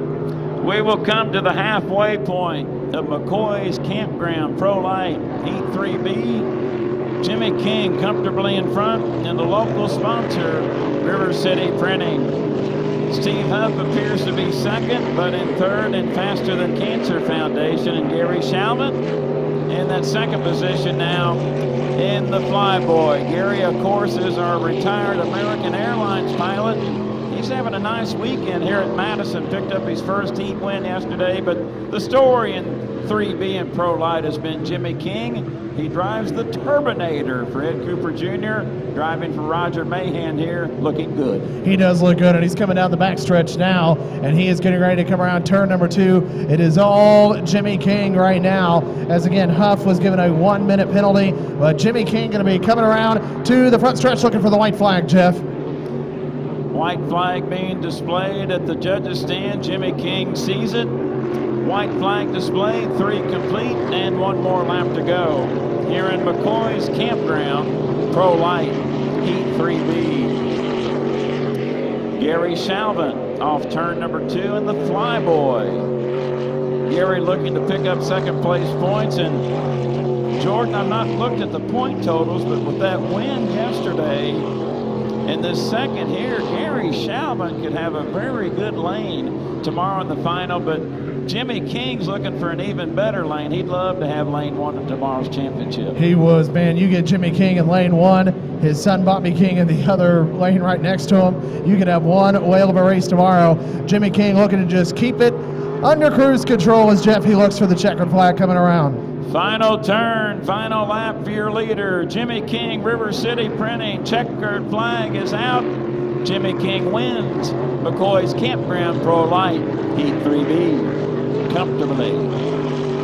Steve Huff will get that third spot as Gary Shalvin is well within reach of that 1 minute penalty. Shalvin off the turn, beautiful shot on line. Oh, and Shalvin is slow. I give him the jinx. Oh, Shalvin. I give him the jinx. No. Oh, no. And he is 500 feet away from the finish. Can he? He does have time to refire, but we do have that 1 minute penalty. And as his time, it looked like he was trying to relight it. He's and trying he went to. dead in the water. You saw him trying to fire it up a little bit, but I don't know if he's going to be able to. We're trying to see if he can get it. And suddenly, Steve Huff at that point, if Shalvin can't get that thing refired. The momentum of the boat right now is by the current on the Ohio River. Oh, and Gary Shalvin is going to be the most disappointed person on the grounds. So close to those second place points. He's still got a little bit of time to refire to see if he can get third. So Jordan, that 1 minute has well erased. Jimmy King wins it. Steve Huff in second. Gary Shalvin has remained in that cockpit. He is trying so hard to get a light to that 350, but he's running out of time. You can't cross the start-finish line buoy with no power. You have to have a forward momentum, running attitude. That was going to be my next question. You can't cross it by the current. That's illegal. One heck of a way to finish there. Wouldn't it? Oh, is he trying to get it? Oh, he's trying to get it fired up. Trying to get a light. He's running out of time. Come on, Gary, you can do it. Here's an adventurous third place. Race fans, urge him on. Come on, fans, root him on. He's trying to get it there. Come on, Gary. My right and left. Gary's getting closer and closer. He's trying to fire that boat up. He's running out of time. Come on, fans, let him hear it. They're rooting for him. They're rooting for him. Can he do it? Can he do it? He's got to do it here soon. Can he get that fire going in the 5? But Jordan, will he cork it left? But with the current, I don't think he would have enough time to loop around. He's the lone survivor, maybe. Oh, running man. out of, he's got to have some wash off that transom. He's running out of time. Oh, he's man. trying. And the he's getting closer continues. and closer. He's trying to get it going, Jeff, and he's crossing the line now. Doesn't look like he's going to get any fire going, but he has now crossed the line, and he's getting a cheer from down on the docks because he crossed the line there. I'll check with our officials, but by my eye did not see the boat momentum with a visible wash from behind the transom, but race fans, give it up for Gary Shalvin. Man, that's how great race fans are. They're just rooting him on, and the cockpit is open. Fans, his cockpit's open. Let him hear you. Man, I love this sport. I really do. You see stuff that you're just not used to seeing. You really aren't, Jeff. But he's had a good weekend. But let's hope the problem is not severe. Could it be just as simple as not enough gasoline? Now that would be an interesting turn of events there.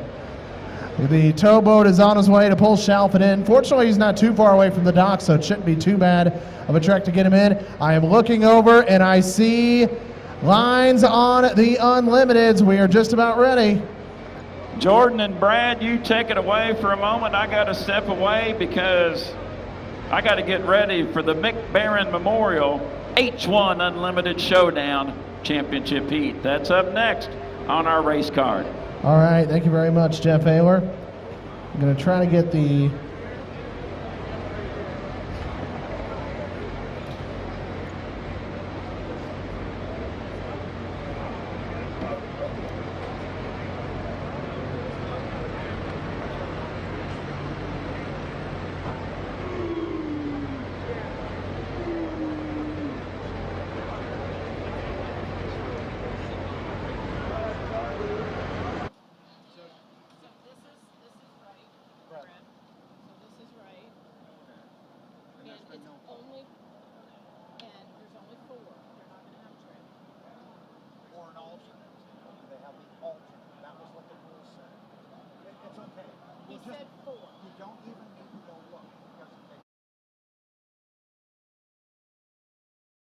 Everybody knows that the final heat's the one that counts, and in the final we're just going to let it go and hope to be out front. Atlas Van Line, driven by Bill Muncy.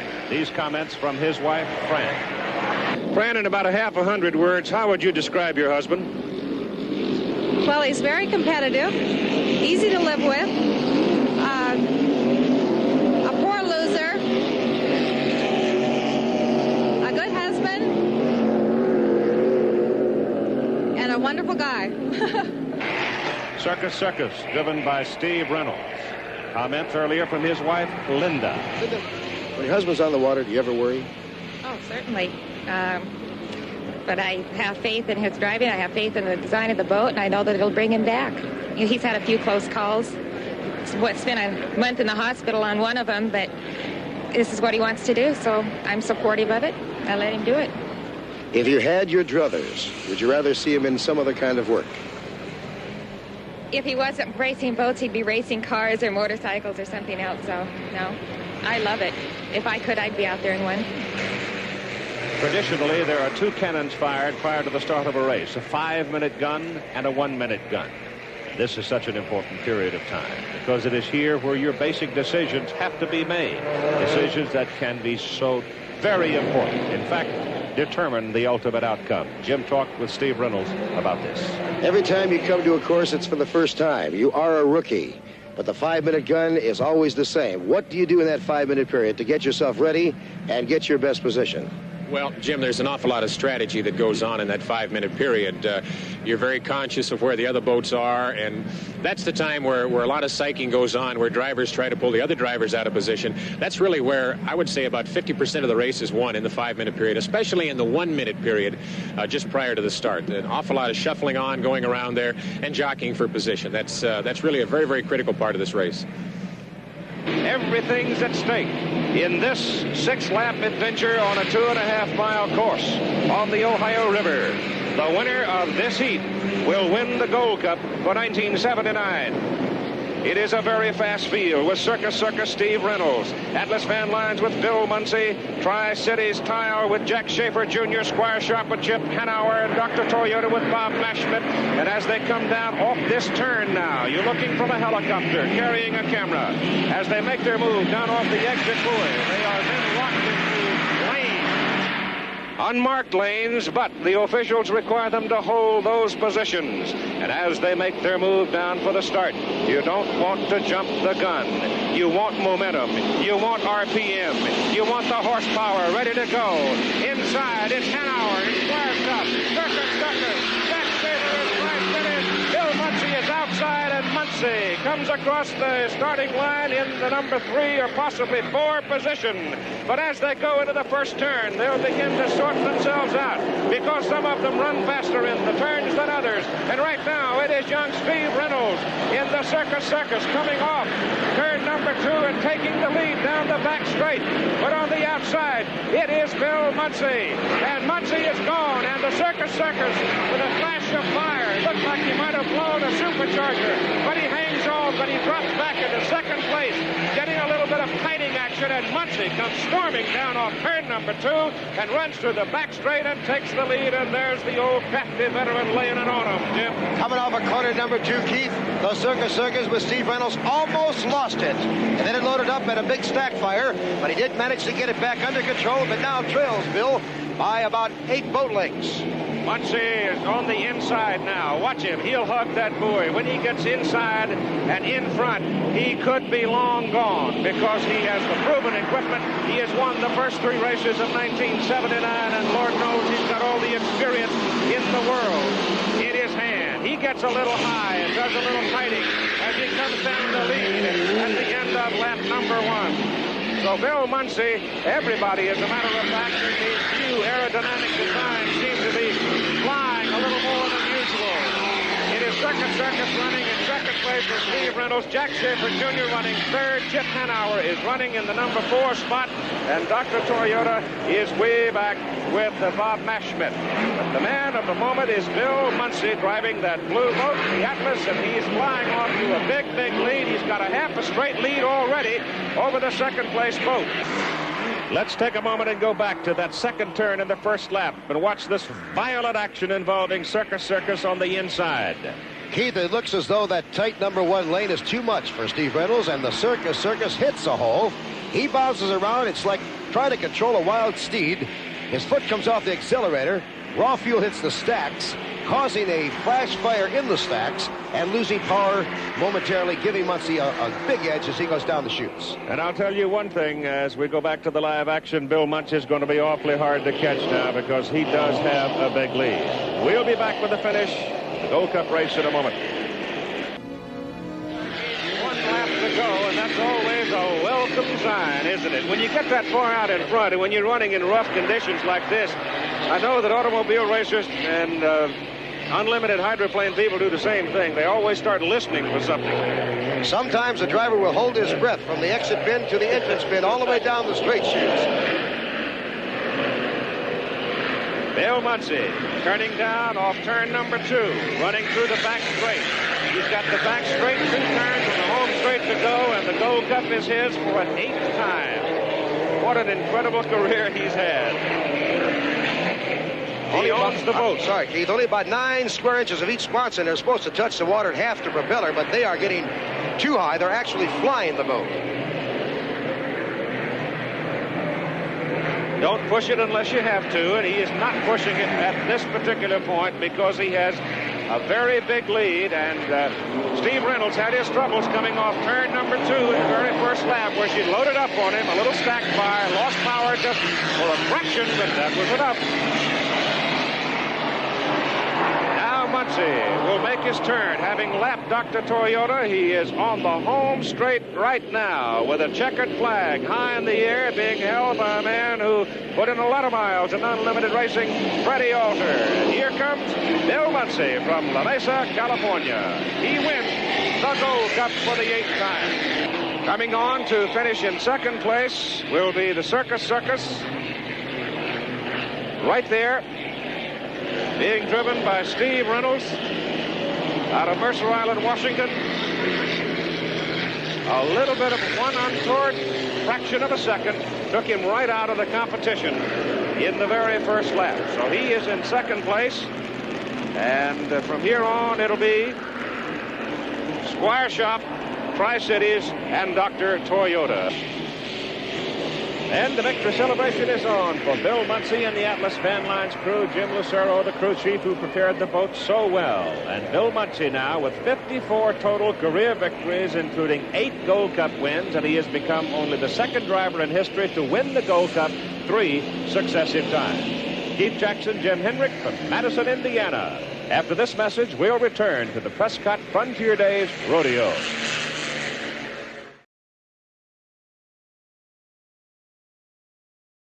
And he said it's been good so far. So far it's been great, so God bless everyone, and I'm glad to be here.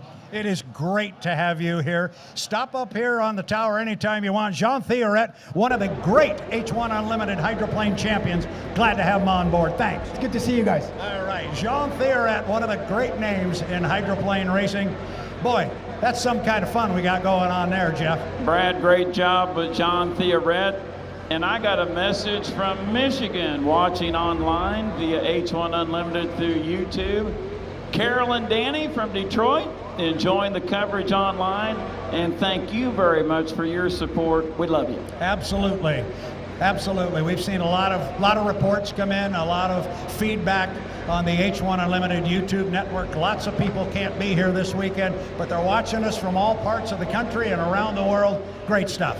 It sure is, Brad. And we had a good contingent watching in New Zealand last weekend for the Lake Guntersville race, and lo and behold, we've got H1 Unlimited hydroplanes coming off the trailer going to the water. I got a hunch they're going to put 4 of them in the water, and it's called winner take all.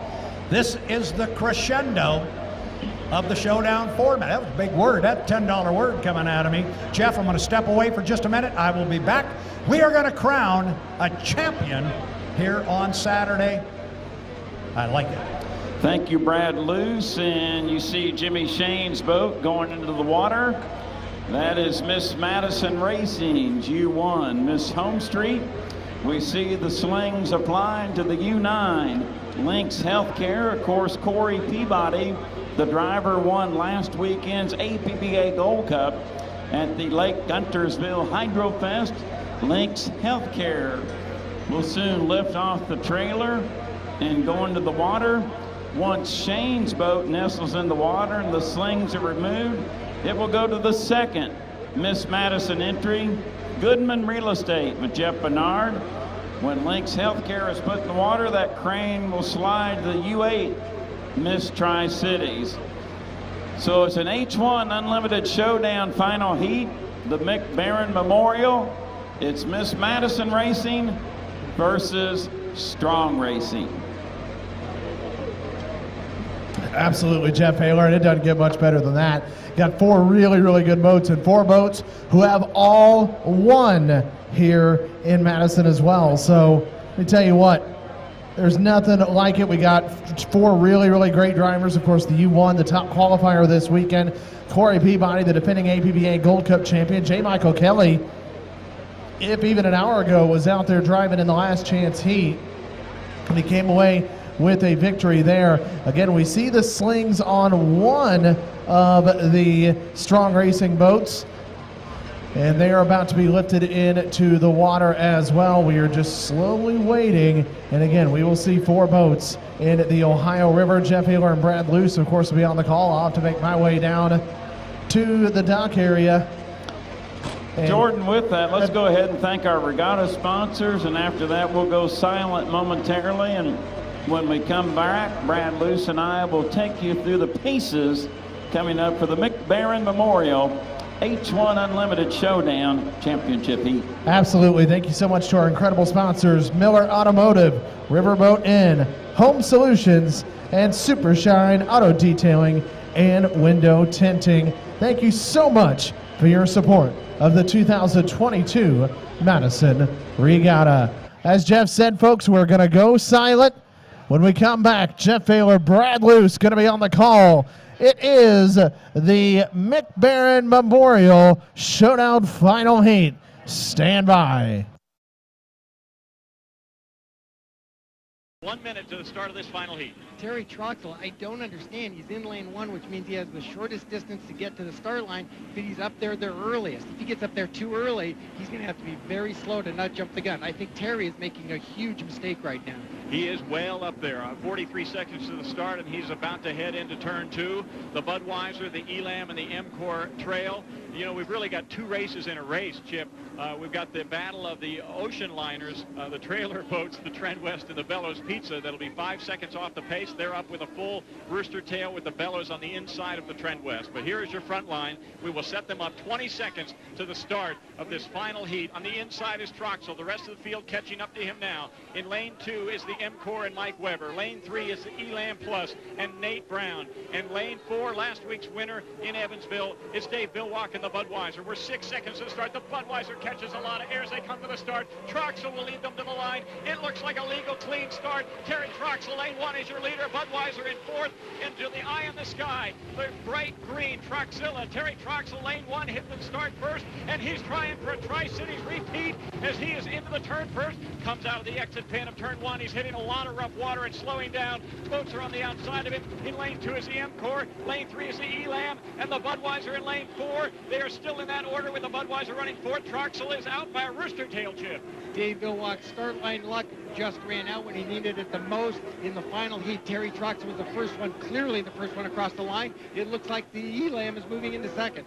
Elam is battling on the outside, trying to get around the M-Core, but it is Terry Troxel again. He's to the buoy line first in lane 1, and he leads. And his only unlimited victory of his career was a similar situation in Tri-Cities where he shocked the field. He leads them. The Budweiser is way wide. The Elam is wide. The M-Core battling in lane 2, and now the M-Core moves to lane 1.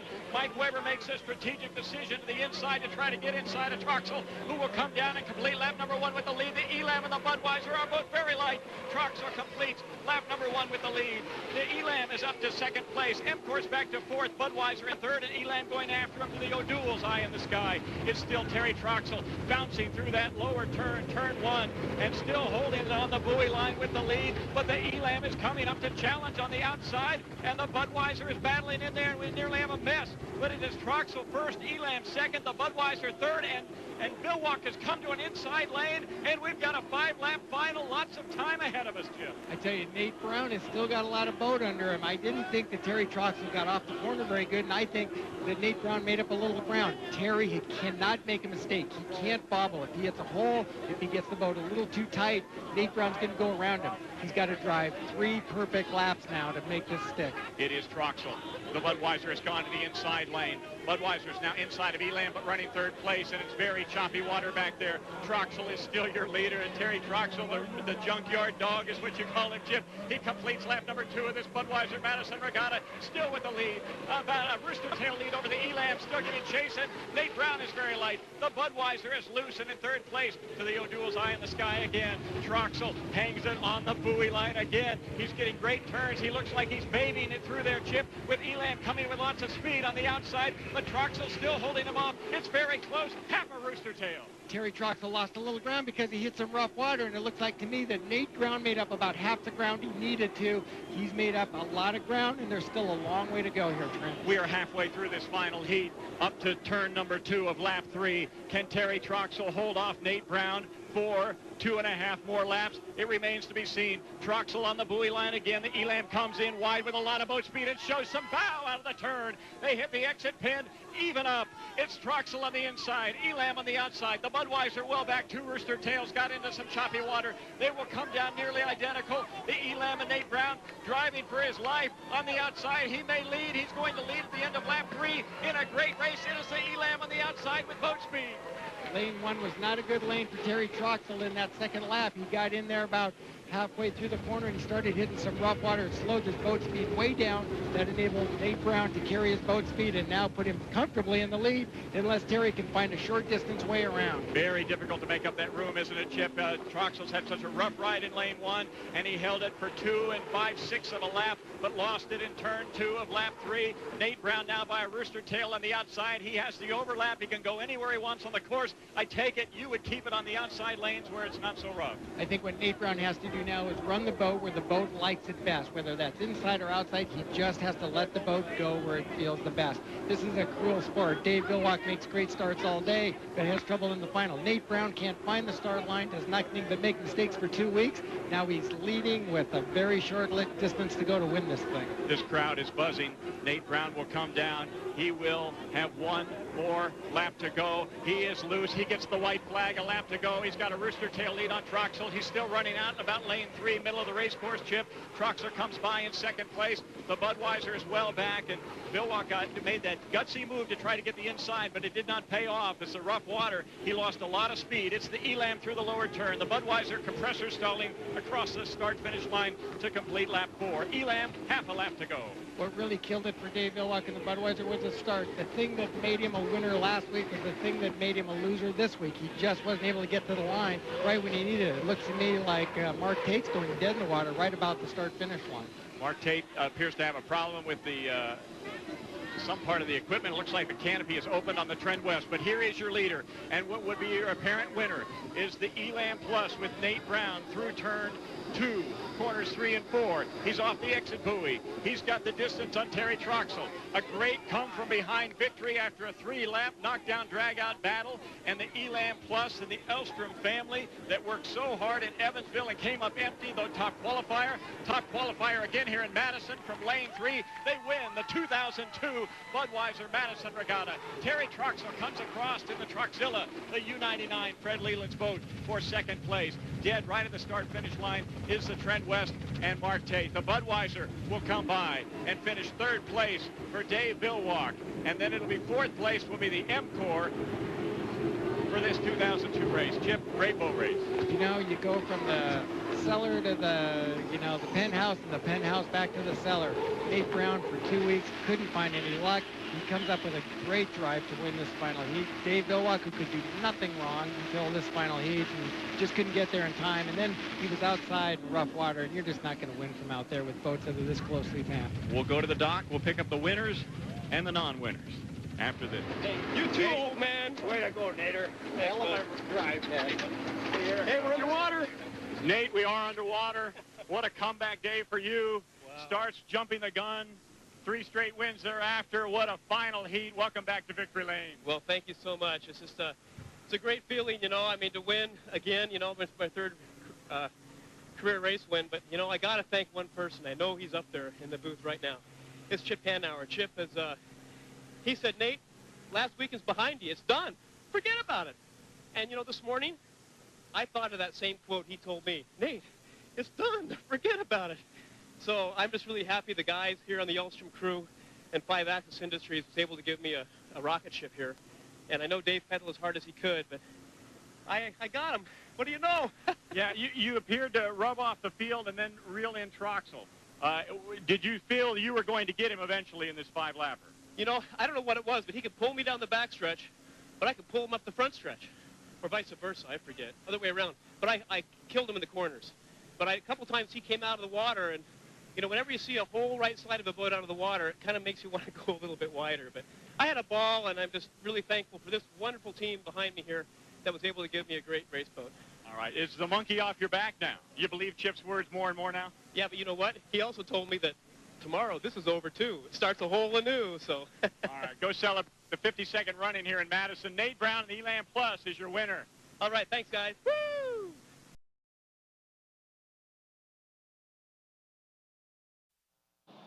Thank you, Jordan Barron.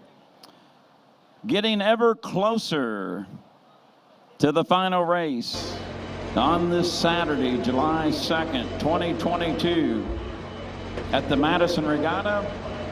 It is the Mick Barron Memorial winner-take-all final heat in the H1 Unlimited Showdown format on this Saturday. 4 boats fight for lanes. Clock start, 3 laps. Our online shot of J. Michael Kelly getting nestled in, buckled in the enclosed capsule of the U8 Miss Tri-Cities. Showdown final heat. U1, Jimmy Shane, Miss Home Street. U8, J. Michael Kelly, Miss Tri-Cities. U9, Corey Peabody, Lynx Healthcare. U91, Jeff Bernard, Miss Goodman Real Estate. Brad Luce, you have rejoined me. It is Miss Madison Racing versus Strong Racing. I generally do this on the PA at Madison, but not on a Saturday. Fans, we want your response. Who likes Strong Racing? Fans along the shoreline, do you have a rooting interest for Miss Madison Racing? Seems to be a few out-of-towners. I think that's a Strong Racing crowd. Wow. Just saying, if you're hometown, you're rooting for the hometown boat, aren't you? Seems kind of...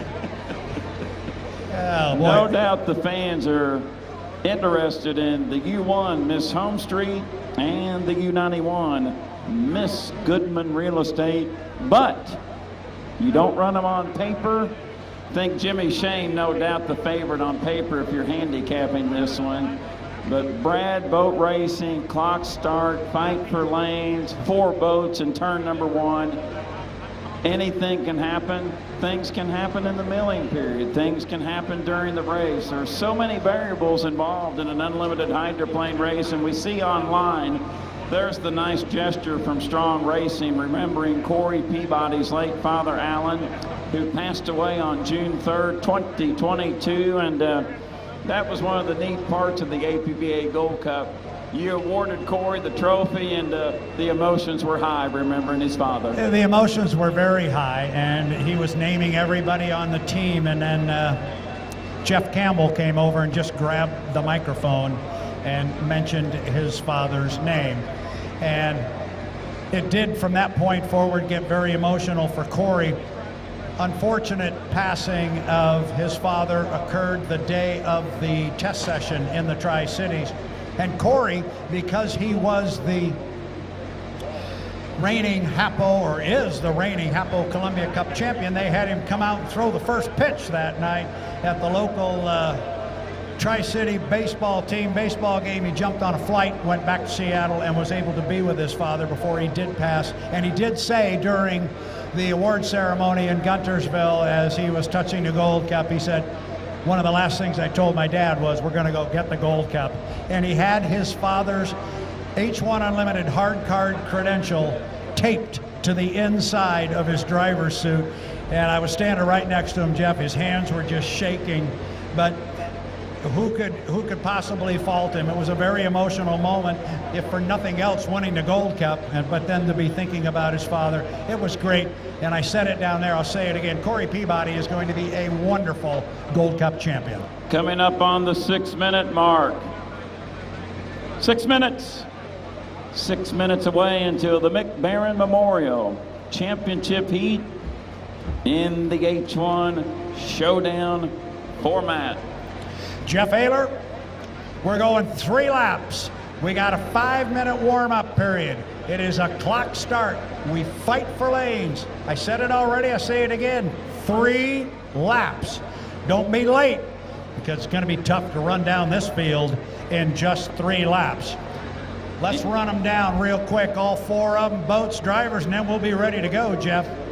Well, we can get them out on the water because we're coming up on 20 seconds to the 5. As Brad mentioned, inside 20 seconds to the 5. Brad, I'll go ahead and bring them down to the 5-minute period. 5:10 until the start, 5:10 away. We are now 5, 4, 3, 2, 1, mark. 5-minute period has begun. Drivers, light up the Lycomings for the Mick Barron Memorial. Let's go. This is what we've been talking about all day. This is what I like with this format. All 4 boats, Jeff, come away from the dock at the same time. There is a great shot as we look down toward the pit area. We look on the monitor, but it's better looking straight at it. All 4 boats. The 2 Madison boats are the first 2 out, then it's the Strong boats behind them. Let's take a look at them, Jeff Ayler. We've got the U9, the Lynx Healthcare, driven by Corey Peabody, going to be joined by the U1, the Miss Home Street, Jimmy Shane. Then it's the U8, the Miss Tri-Cities, J. Michael Kelly. And rounding out our 4-boat field, the U91, the Goodman Real Estate with Jeff Bernard, the 9, the 1, the 8, the 91, or as I like to say, Jeff, Peabody, Shane, JMK, and Bernard. 4 minutes. 4 minutes until the start. There's Miss Madison Racing halfway up the back straightaway. Jimmy Shane pulls away slightly from Jeff Bernard here in the warm-up period. And now J. Michael Kelly slightly pulls away from his teammate Corey Peabody in Lynx Healthcare. Miss Home Street, Miss Goodman Real Estate, Miss Tri-Cities, Lynx Healthcare. Who will win the Mick Barron Memorial? We're 3:35 away. Mick Barron Memorial here for our first ever Madison Regatta Shootout format. This is the pinnacle. Everything is built toward this point. Coming up on 3 minutes and 20 seconds till the start. Strong Racing boats are running side by side. Here come the Madison boys. You're reading my mind. Will we see teammates shenanigans here in the we've warm-up never seen period? anything like that, have we? You don't think these teammates might actually gang up on somebody, but they came down side by side, the Madison boats, and here's a photo up here for Strong Racing. Corey is on the inside. That is J. Michael Kelly. And it's really easy to tell those two boats apart. Look at the fairings. They're silver on Corey's Lynx Healthcare. They are bright orange on the Miss Tri-Cities of U8 and J. Michael Kelly. 2 minutes and 40 seconds until the start. The Miss Madison Racing Tandem. Jimmy Shane, Miss Home Street. Jeff Bernard, Miss Goodman Real Estate. Approaching the Milton-Madison Bridge on the Kentucky shoreline. And just off turn number 1, the Strong Racing Tandem. Corey Peabody and U9 Lynx Healthcare. J. Michael Kelly and Miss Tri-Cities. They are still together. Brad, will they stick together, or which driver will leave the draft, so to say, to get their own positioning? Boy, looking at the clock here with 2:10. Boy, you could make a couple of scenarios here. Now the Madison guys are going to come down here slowly. Inside 2 minutes now. Now this is where it will get interesting, because J. Michael Kelly and Corey Peabody are going to come up behind the two boats from Miss Madison. Jeff Bernard, the first one, Jimmy Shane, the second one. I find it hard to believe that they would just come up behind the 91 and the 1 and just move to lane 3 or 4. But they're getting to a point here at 132 where they're going to have to go all the way around the race course. And Brad, this is where this 80-mile-per-hour rule comes into effect. We could see it visually, you could see it online. Right now, the best positioning appears to be with the Miss Madison Racing Tandem of Jeff Bernard and Goodman Real Estate, Jimmy Shane and Miss Home Street. Have they set their timing marks perfectly? We're coming up on the 1 minute period. We are 5, 4, 3, 2, 1. Mark, that is the 1 minute period for the Mick Barron Memorial. But Brad, you have to have your lane established prior to the entrance pin at turn number 2. Yeah, and I don't think you're going to see any changes from right now. On the inside lane, halfway up the backstretch, that's the black boat and the gold boat. That's the U91, the Goodman Real Estate. It is driven by Jeff Bernard. Lane 2 is going to go to Jimmy Shane, powder blue and white, the Miss Home Street. Lane 3 is going to go to Corey Peabody. He is driving the 9, Lynx Healthcare. And on the far outside, as he was in the last chance heat, is going to be J. Michael Kelly. So that's the way they're going to go into the top end of the race course. The lanes have been established. We are coming up on 23 seconds to the start. Jeff Ayler, start this final heat. Everybody early. Shane trailed back. You need to be at the bridge at 12. Bernard, Peabody, Kelly a little bit early. Shane might have the best start of all here in the Mick Barron Memorial Championship. We are 5, 4, 3, 2, 1. Mark, we're racing the Mick Barron Memorial Championship on Saturday at the Madison Regatta. We'll call it physically into turn number 1. J. Michael Kelly was there first. We go up above. Jimmy Shane, who's your leader in Miss Home Street. Corey Peabody in second. Shane in front. Yeah, coming off the corner, it is Jimmy Shane, but right on his outside hip is Corey Peabody, driving the Lynx Healthcare. And in third place up the backstretch, you can see the rooster tail belonging to J. Michael Kelly. Kelly starting to make up a little bit of ground on Peabody, but it's still anybody's race up the backstretch. From lane number 2, it is Jimmy Shane in the Home Street. Fans, remember, we go only 3 times around. Bernard trails the field at the top end. Jimmy Shane looking mighty strong, Jeff. Off turn number 2, we'll come down to complete lap number 1. Bernard will tighten things up back in third, but Peabody's still got some strong momentum in second. Mick Barron Memorial Championship start is under review. 1 complete, 2 to go. Jimmy Shane in front of Miss Home Street, but don't count out Corey Peabody in Lynx Healthcare. J. Michael Kelly third, Miss Tri-Cities. Jeff Bernard fourth in Miss Goodman Real Estate. We go above in turn number 1. Shane is in front, but Bad Peabody is not giving up in second. No, Peabody's running really strong. He's showing me a lot of speed running in second place. Then you've got a good race going back for third. J. Michael Kelly driving a mighty big race course in that Miss Tri-Cities. But so far, he's able to hold off Jeff Bernard. Keep an eye on Peabody. He is hanging right in that right side rear view mirror of Jimmy Shane in the home street as he goes underneath the Milton Madison Bridge. Top end of the race course. Shane hangs it on the hook. Corey does the same. We are being told right now that J. Michael Kelly has jumped the gun on the U8, so he will be radioed that information. But our two boats out front, Jeff, bring them down. We look above, white flag displayed in the McMarran Memorial Championship. Jimmy Shane a 10-boat length advantage over Lynx Healthcare. Shane in front, but here comes Peabody countering back. In second in Lynx Healthcare. Jeff Bernard has moved into physical third, and Miss Goodman Real Estate, J. Michael Kelly in fourth. This one is not over. Shane in front, and Peabody has it down to 5 boat lengths. Peabody is coming on the outside. He's going to have to do it quick. This is the white flag lap. The checkered flag will await these two boats when they come by. But staying in that right side mirror, Corey Peabody, the U9 Lynx Healthcare, showing me an awful lot of speed, Jeff. Shane is not being able to run away from him. We assumed they would be the class of the field here. They were our two top qualifiers, and they are not disappointing at the top end. Now, Shane to the apex by about 5 boat lengths. Jeff Ayler, bring him down to the checkered flag. Final turn. Final lap in the McMarran Memorial Championship here in the H1 Unlimited Showdown Shootout. Checkered flag waving. Here's your winner of the McMarran Memorial Final Heat. It's Jimmy Shane and Miss Madison Racing's Miss Home Street. Second place will go to Corey Peabody in the U9 Lynx Healthcare. Coming down to get third, Miss Madison Racing's U91 Miss Goodman Real Estate with Jeff Bernard. And J. Michael Kelly, a possible 1-lap penalty for a gun job, will come across in the 4th position in U8, Miss Tri-Cities. Once again, those finishing positions are unofficial until the boats clear tech inspection. Madison, Indiana, how do you like the showdown format? I think they like it. I know I do. I like building toward that 4-boat final all day long. We just kept building and building. That is the national high points. If these standings hold up, it will be 251 points for Shane over Peabody. It was 151 going in. It'll be 251, but it's a little early for that. All the boats have to go through tech inspection.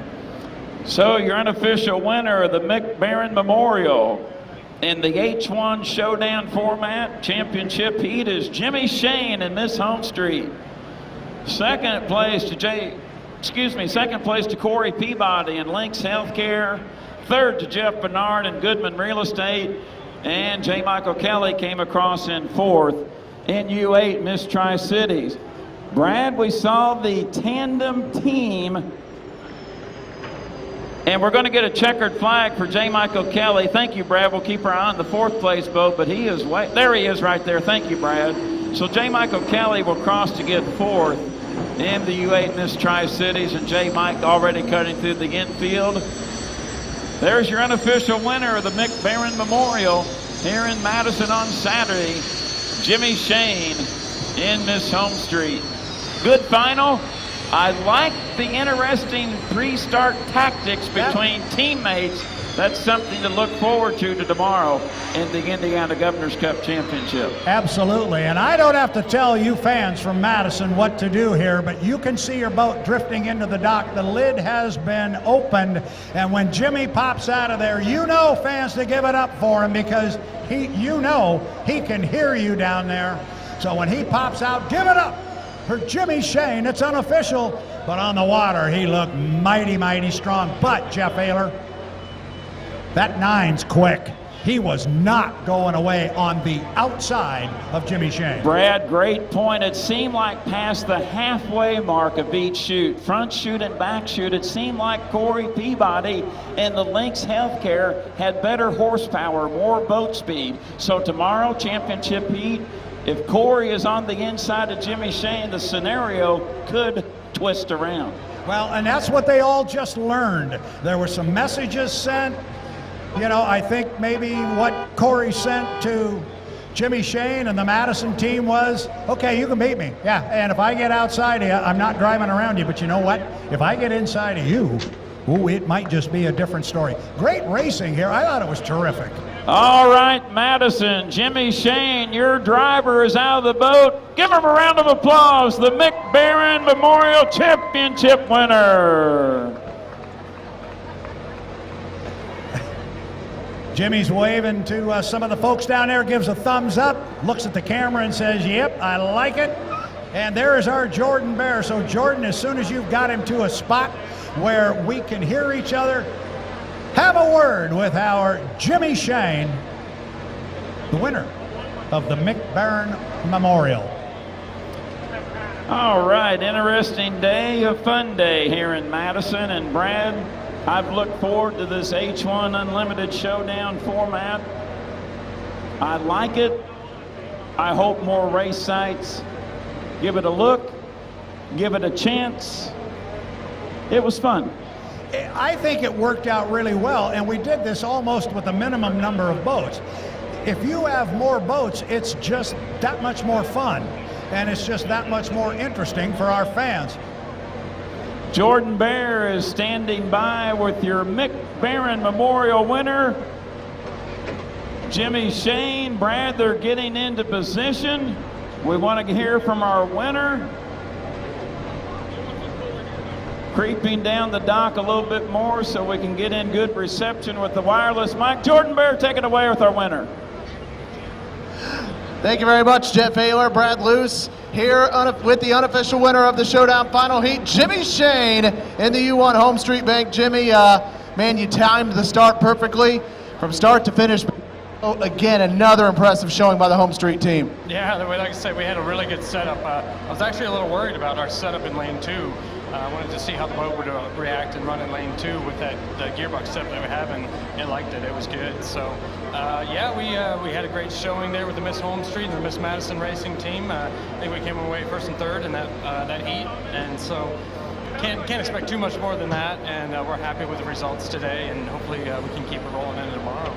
Man, Corey Peabody, he has worked so hard on that boat, and he pushed you hard because he was always within about a rooster tail. Man, he's awfully impressive out there. I think I saw a lot more of the bottom of the boat, of Corey's boat, in my mirror than the actual boat itself. He was flying that thing.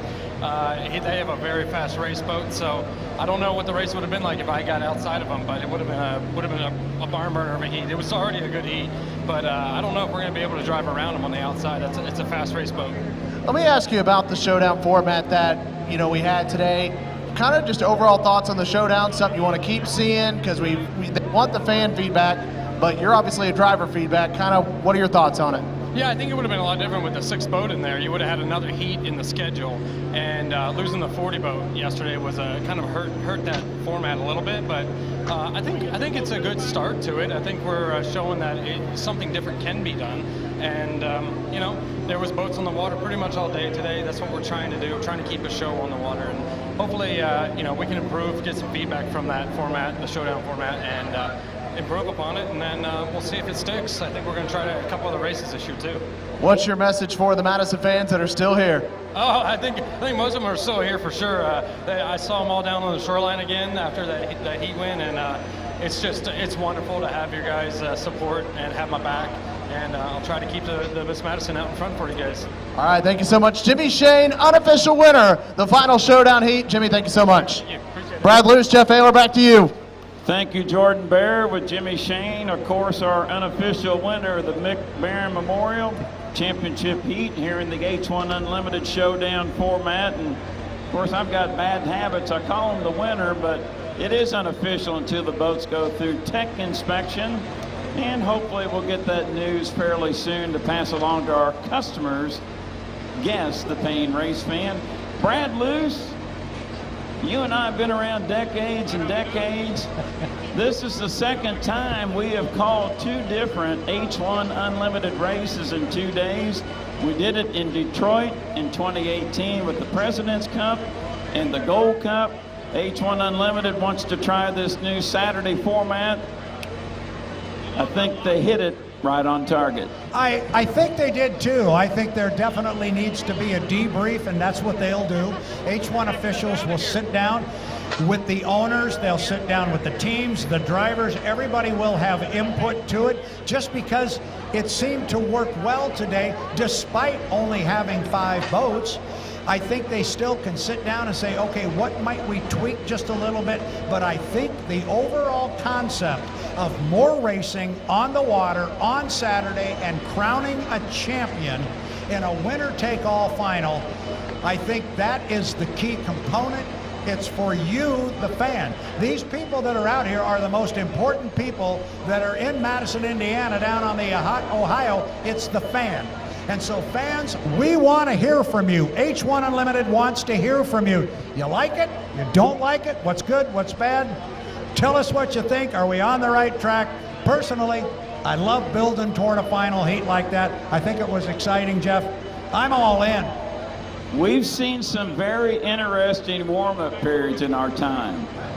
And this was very, very interesting, very tactical.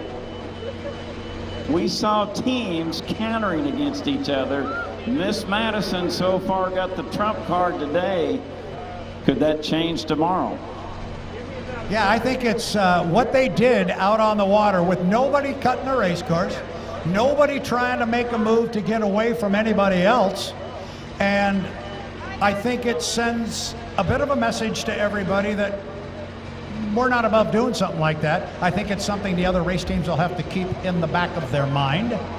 But all in all, I think it was good. All of the boats, as my wife likes to say, Jeff Ayler, are back on the trailer. They're going to be sitting sunny side up. That's the important part. The tandem tactics, Brad, with your teammate beside you, do you feel that might have been a precautionary measure? A little bit more trust with your teammate next to you to keep your boat clean to get into Sunday's action. We're going to come all the way down. I thought maybe one of the strong boats might hang way back and try and jump the race course, get to the inside and split up, but they didn't. And maybe it was precautionary. Probably something we won't know unless we talk with a driver off microphone. But it sure was interesting. They just hung together the whole way, and they all hit the line, hung together just like that. Brad, thank you very much for all your help today with H1 Unlimited. I've had a ball, and I think you're ready for a cold beverage. We got one more day to go here in Madison. Race fans, let's hear it for Brad Luce. Thank you, Jeff, very much. Throw it over on this guy because he's amazing too, Jordan Bear. And thank you, Jeff. You're welcome. And this young man from WRX, thank you for your help with the Pro Light and GPA calls and your pit interviews, and man, I think you're ready for a cold drink as well. I'm ready for just a few cold drinks, Jeff, and you know what an amazing day though. And you know, you heard Jimmy say down there, non-stop boat racing pretty much all day long, right at 5 o'clock, so fans are going to be heading home. Obviously, everyone, again, that last race still has to pass tech inspection. Let me tell you, what an amazing day of racing on the Ohio River. I'm excited. Let's get a good night rest, boys. Let's come back tomorrow. Fans, let's hear it for Jordan Bear. 6 o'clock this evening, the gates open at Bicentennial Park for the Rooster Tail Music Festival. At 10 o'clock this evening, here on the Ohio River, the 4th of July weekend traditional fireworks show. Once the fireworks show is completed, the main act tonight at the Rooster Tail Music Festival is country music star Joe D. Messina. Tomorrow, we'll have chapel service at 10 a.m., opening ceremonies at 10:45. Remember, if you have to leave the grounds, leave the racing on the water. For Brad Luce, Jordan Bear, I'm Jeff Ayler. I need a cold drink. Have a good night.